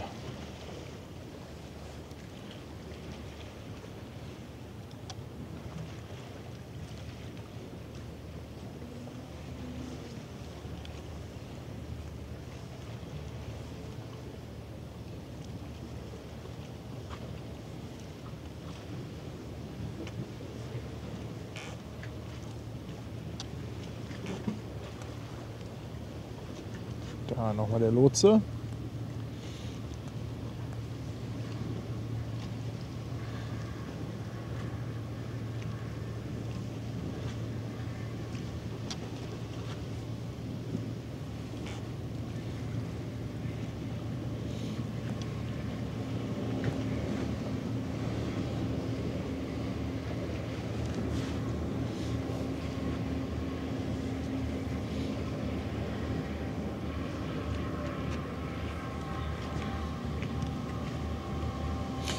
Ich finde, wenn man so ein Schiff quasi so ein bisschen im Hintergrund, so durch die hinter den Bäumen langfahren sieht, dann sieht das alles noch gewaltiger aus.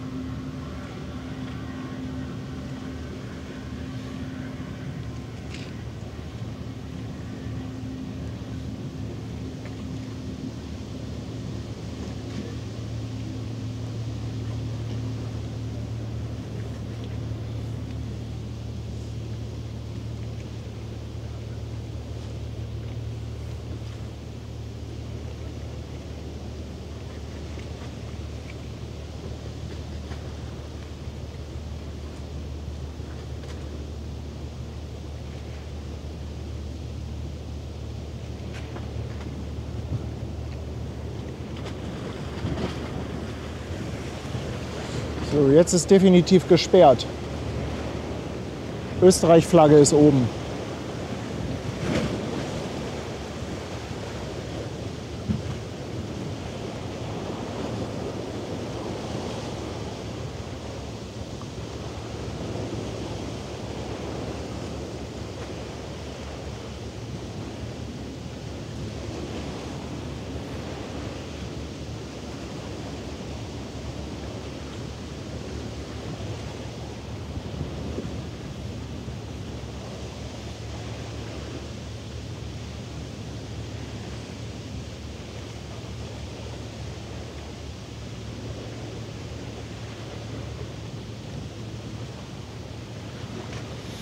Kessi gesperrt heißt gesperrt. Und da sehen wir auch schon den ersten Schleppi.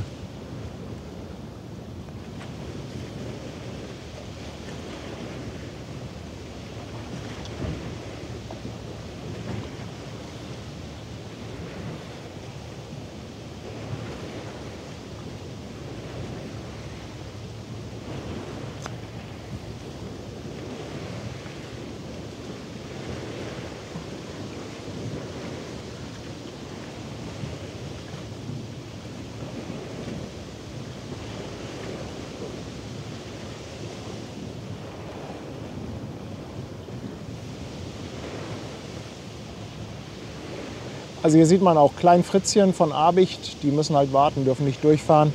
Vielleicht warten die aber auch einfach, um ihren Gästen dort einen schönen Blick zu bieten.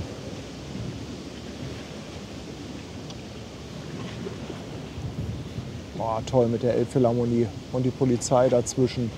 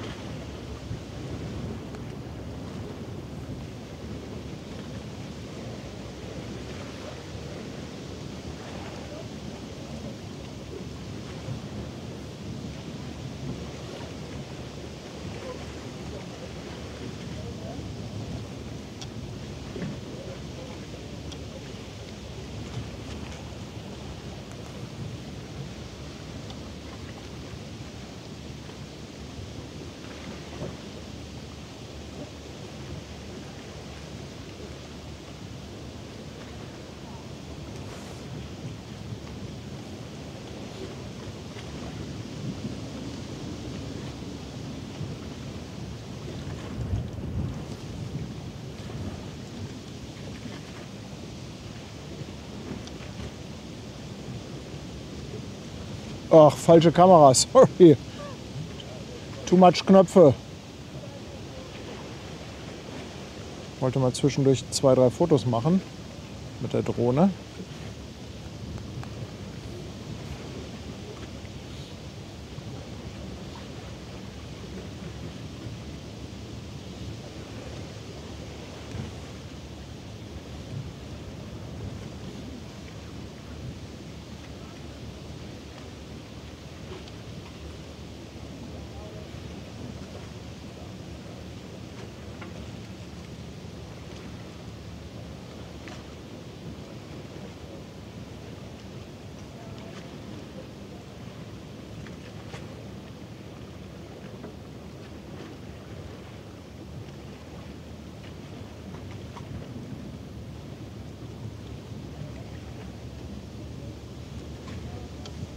Cool mit der Elbphilharmonie.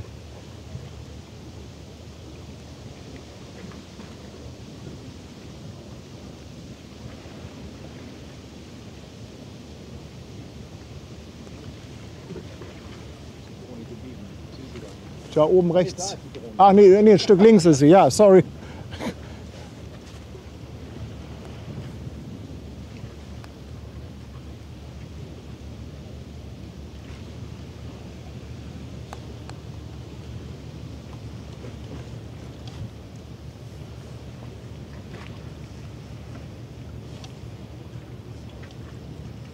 Das muss ich auch mal schnell fotografieren.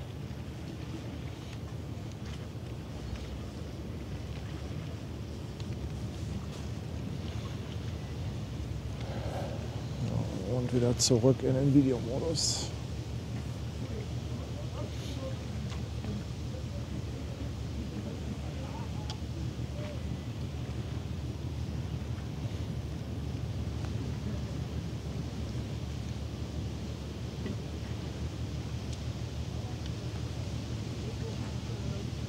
Mal schauen. Michi wollte noch mal winken.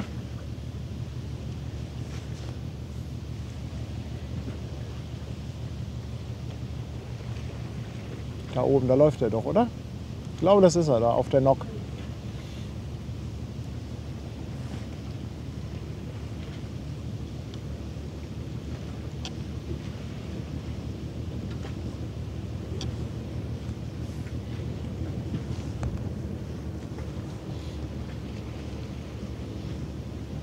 Ich glaube, die Polizei hat schon wieder freigegeben.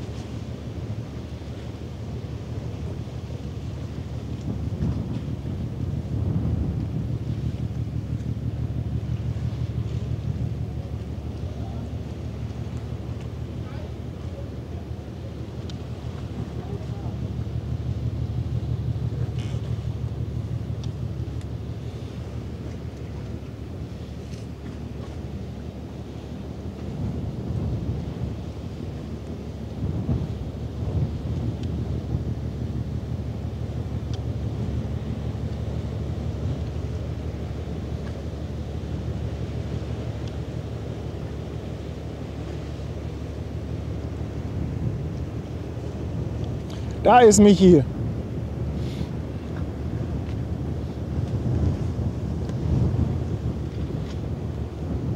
Moment.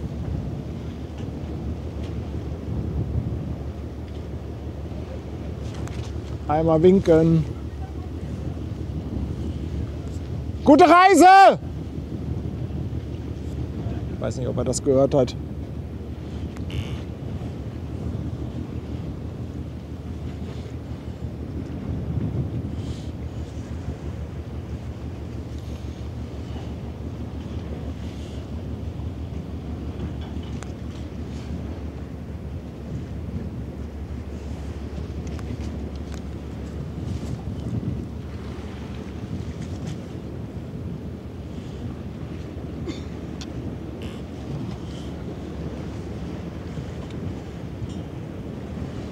Ich weiß gar nicht, wo ich hinfilmen soll. Das Licht ist so schön. Alles so gut aus. Oh.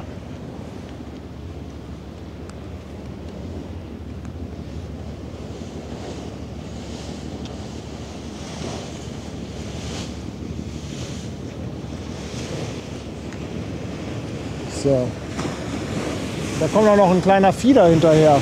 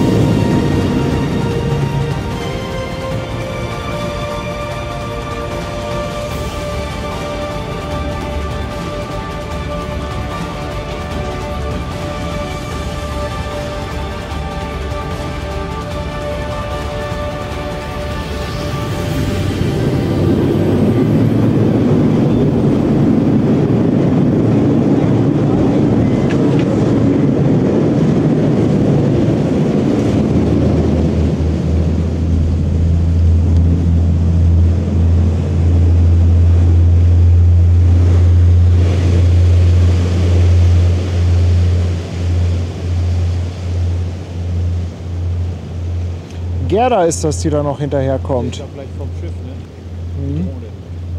Ja, ja, ich muss die jetzt hier rüberholen, sonst überfliege ich da die Gerda. Ups, sorry, das war ein bisschen wild.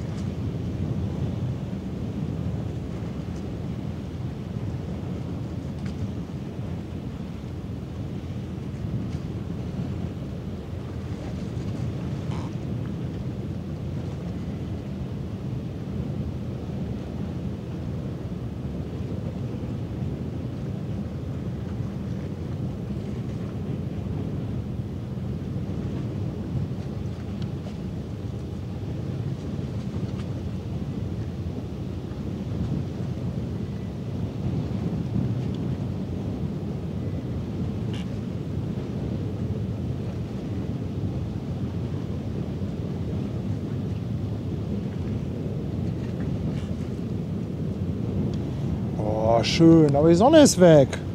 Wo ist das Licht hin? Leute, Leute, wo ist das Licht hin?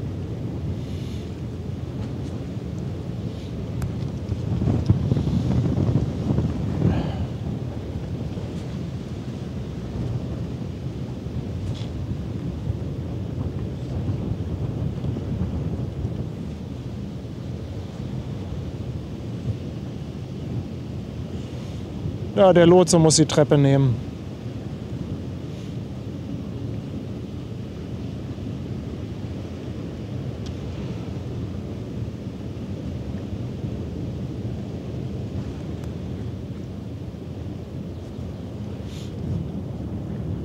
Ja, ich hoffe, euch gefallen die Aufnahmen. Ich bin natürlich gerade völlig abwesend, was den Chat angeht, aber was ich hier sehe, also mir gefällt das. Und ich sage mal, wenn mir irgendwas gefällt, dann finde ich meistens auch noch ein, zwei andere, die das auch ganz gut finden.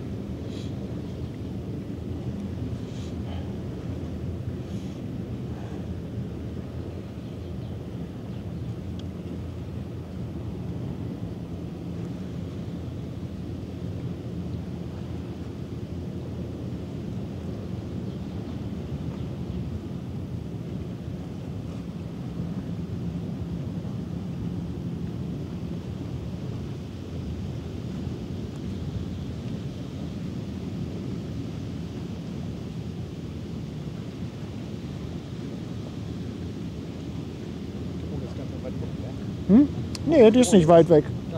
Ach so, ja, die ist zurückgeflogen. Ja, ja, aber so weit weg ist sie gar nicht. Das täuscht.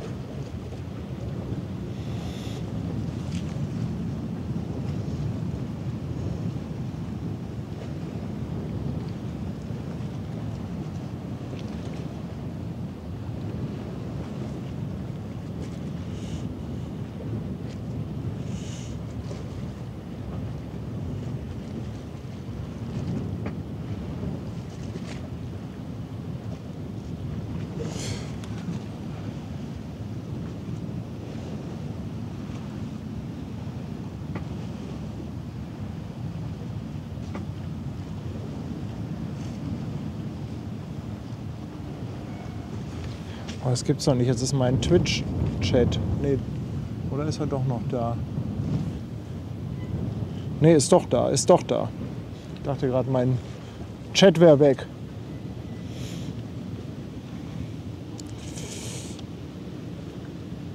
Hier kommt Michel aus Lönneberger.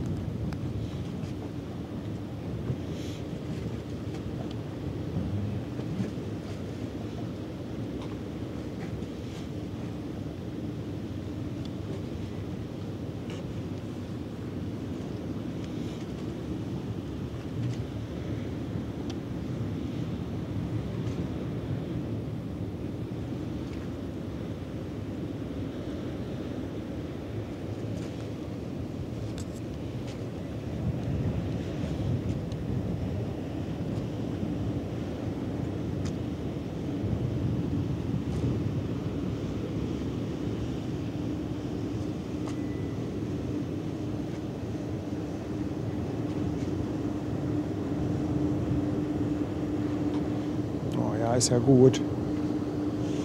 Oh. Er winkt. Sehen wir jetzt auf dem Video nicht. Oh Mist, ey. Warum springt denn die Kamera immer raus? Weil das Tracking hier. So, jetzt habe ich es abgeschaltet endlich. Tracking ist Mist für Schlepper.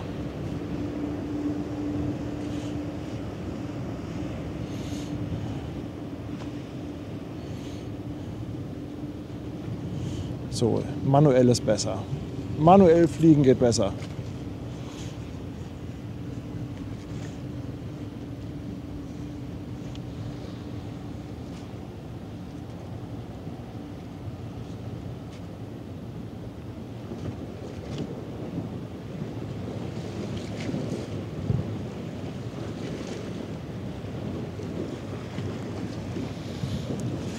Ja, und da hinten sind die beiden auch schon fast aus dem Blickfeld.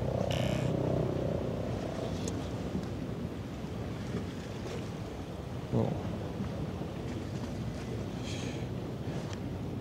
Ja, ich werde die Drohne mal landen, bevor die nächste Fähre kommt. Hä? Nee, das ist ein Hubschrauber. Der ist aber ganz woanders.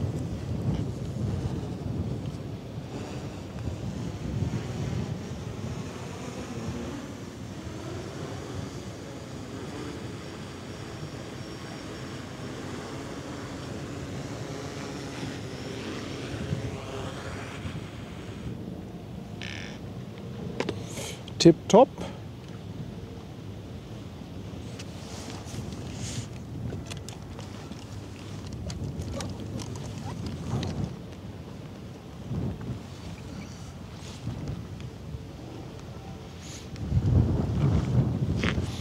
Ja, ihr lieben Mensch, das war doch schön, oder? Das war doch ein schönes Auslaufen. Wir hatten tolles Licht, jetzt zieht es sich so ein bisschen zu. Aber ich glaube, das war jetzt doch noch mal echt richtig schick vom Licht. Also mir hat das gerade richtig gut gefallen. Michi hat noch mal gewunken. Er hat mir gestern beim Besuch schon gesagt, sagt er, glaube ich, hupe nicht noch mal, wenn ich rausfahre. Ich glaube, Michi möchte nicht auffallen im Hafen, aber er hat ja, als wir reingekommen sind, hat er ja ordentlich einen rausgelassen. Und ich will auch noch mal einen rauslassen. Ihr habt schon wieder mega viel Donations da gelassen. Ich will mal gucken, ob ich hier den Anschluss finde, wo ich dann eben aufgehört hatte. Also, wo waren wir denn? Hier, Andi hatte 5 Schweizer Franken. Warte mal, ja, hatten wir Harti. Ach komm, hier fangen wir nochmal an. Harti hatte ich, glaube ich, schon 13 Monate. Harti hat auch nochmal 5 Euro da gelassen. Außerdem ist der Michael jetzt ein neues Mitglied auf dem Fischmarkt. Erhard hatte noch eine Mitgliedschaft verschenkt. Andi, 5 Schweizer Franken. Wolfi, 12 Monate dabei. Captain Grabak, 100 Bits. Kreit ist seit 8 Monaten auf der Speicherstadt. Heiko, 14 Monate. Sven, 20 Euro aus Fuhlsbüttel. Hartmut, neu auf dem Fischmarkt dabei. Der Nebelwerfer, 8 Monate auf Twitch. Dirk Bütow mit 2 Euro. Sabine, neu auf dem Fischmarkt dabei. Und unser Sattelschlepper Andi nochmal mit 5 Schweizer Franken. Und er findet, am 14. soll mich Ben und Schwester Hansen vertreten. Ja, das erzähl den beiden mal. Finde ich aber eine gute Idee. 5 Euro kommen von Dirk, der Bunny 6 Monate, Kalle Blom von Voss 18 Monate, Michael Schenk 23 Monate, Dirk Bütow 16 Monate, Mr. Bindi Lindi 16 Monate und er verschenkt auch gleich noch eine Mitgliedschaft. Burgvogt ist neu dabei auf der Speicherstadt. Helga lässt 20 Euro da für ein Megafon. Ja. Capsella neu mit dem Prime Sub dabei, der Postbüttel 69 4 Monate auf Twitch dabei. Ben 1500 Bits, Hertus 100 Bits, Future Lady 200 Bits. Dann haben wir den Guido Kuku seit 4 Monaten und der Nordlicht 20 Euro Superchat. Ich schreibe zu, habe längere Zeit eine Drohne für unnötig gehalten, fand aber diese Gedanken waren vom ersten Einsatz restlos weg. Ja, also ich bin ehrlich gesagt auch ganz happy mit der neuen Drohne. Hat einiges an Vorbereitung und Telefoniererei gekostet, damit ich das auch hier entspannt und sicher machen kann. Ich habe ja extra noch den großen Führerschein gemacht, aber ich muss sagen, jetzt durch diesen Zoom und dadurch, dass man mit der Drohne jetzt extrem nah ranzoomen kann, mit der neuen gegenüber der, die ich vorher hatte, ist die Sache natürlich noch mal deutlich sicherer, denn am Ende des Tages hält man viel mehr Abstand. Man ist überhaupt nicht mehr in der Not, irgendwo nah ran zu fliegen, um tolle Aufnahmen zu bekommen. Also insofern alle gewonnen, würde ich mal sagen. Ja, ihr Lieben, Mensch, vielen Dank dafür. Ich würde jetzt mal so langsam diesen Stream beenden. Wir wollen nachher noch einen zweiten Teil machen. Heute Abend kommen noch mal 2 400er und ein 360er Containerschiff. Und da möchte ich auch wieder dabei sein. Das geht wahrscheinlich irgendwie so um 20 Uhr los. eine H&M kommt, die Manchester Maersk kommt und ich glaube eine CMA CGM. Die werden alle so, ich glaube, zwischen 20 und 22 Uhr circa erwartet. Und das wäre dann der zweite Teil. Bis dahin machen wir jetzt ein kleines Päuschen. Ja, ich sag mal ein dickes Dankeschön, ihr Lieben. Und ach, ihr meldet noch einen Beluga. Ja, wo ist denn der Beluga? Wo ist er denn? Sieht man ihn denn schon? Also wenn das jetzt in den nächsten 5 bis 10 Minuten passiert, können wir den gerne noch mitnehmen. Wenn der jetzt noch eine halbe Stunde unterwegs ist. Thomas meint, kommt. Definiere kommt. Ist gerade gestartet. Über Fuhlsbüttel. Ja, dann, ich sehe ihn. Oh, sorry für diesen Turboschwenk. Da ist er. Okay, klar nehmen wir den mit, oder? Ehrensache. Ehrensache. Bisschen matschig das Licht da hinten.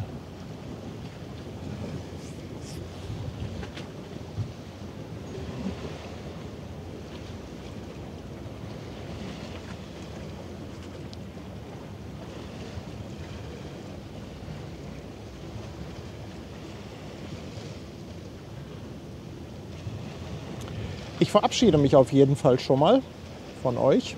Wir nehmen den Beluga hier als Abschlussbild und ich leite euch dann auch weiter zu dem Stream für heute Abend.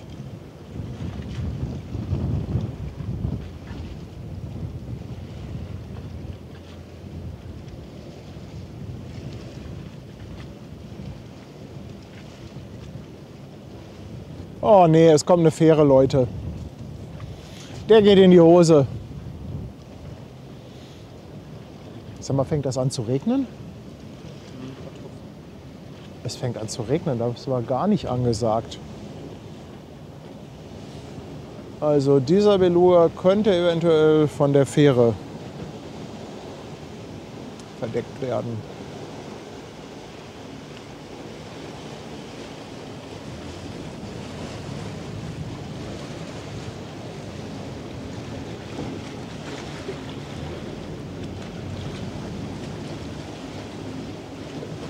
Ja. Tut mir leid, ihr Lieben. Jetzt hätten wir die Drohne in der Luft haben müssen.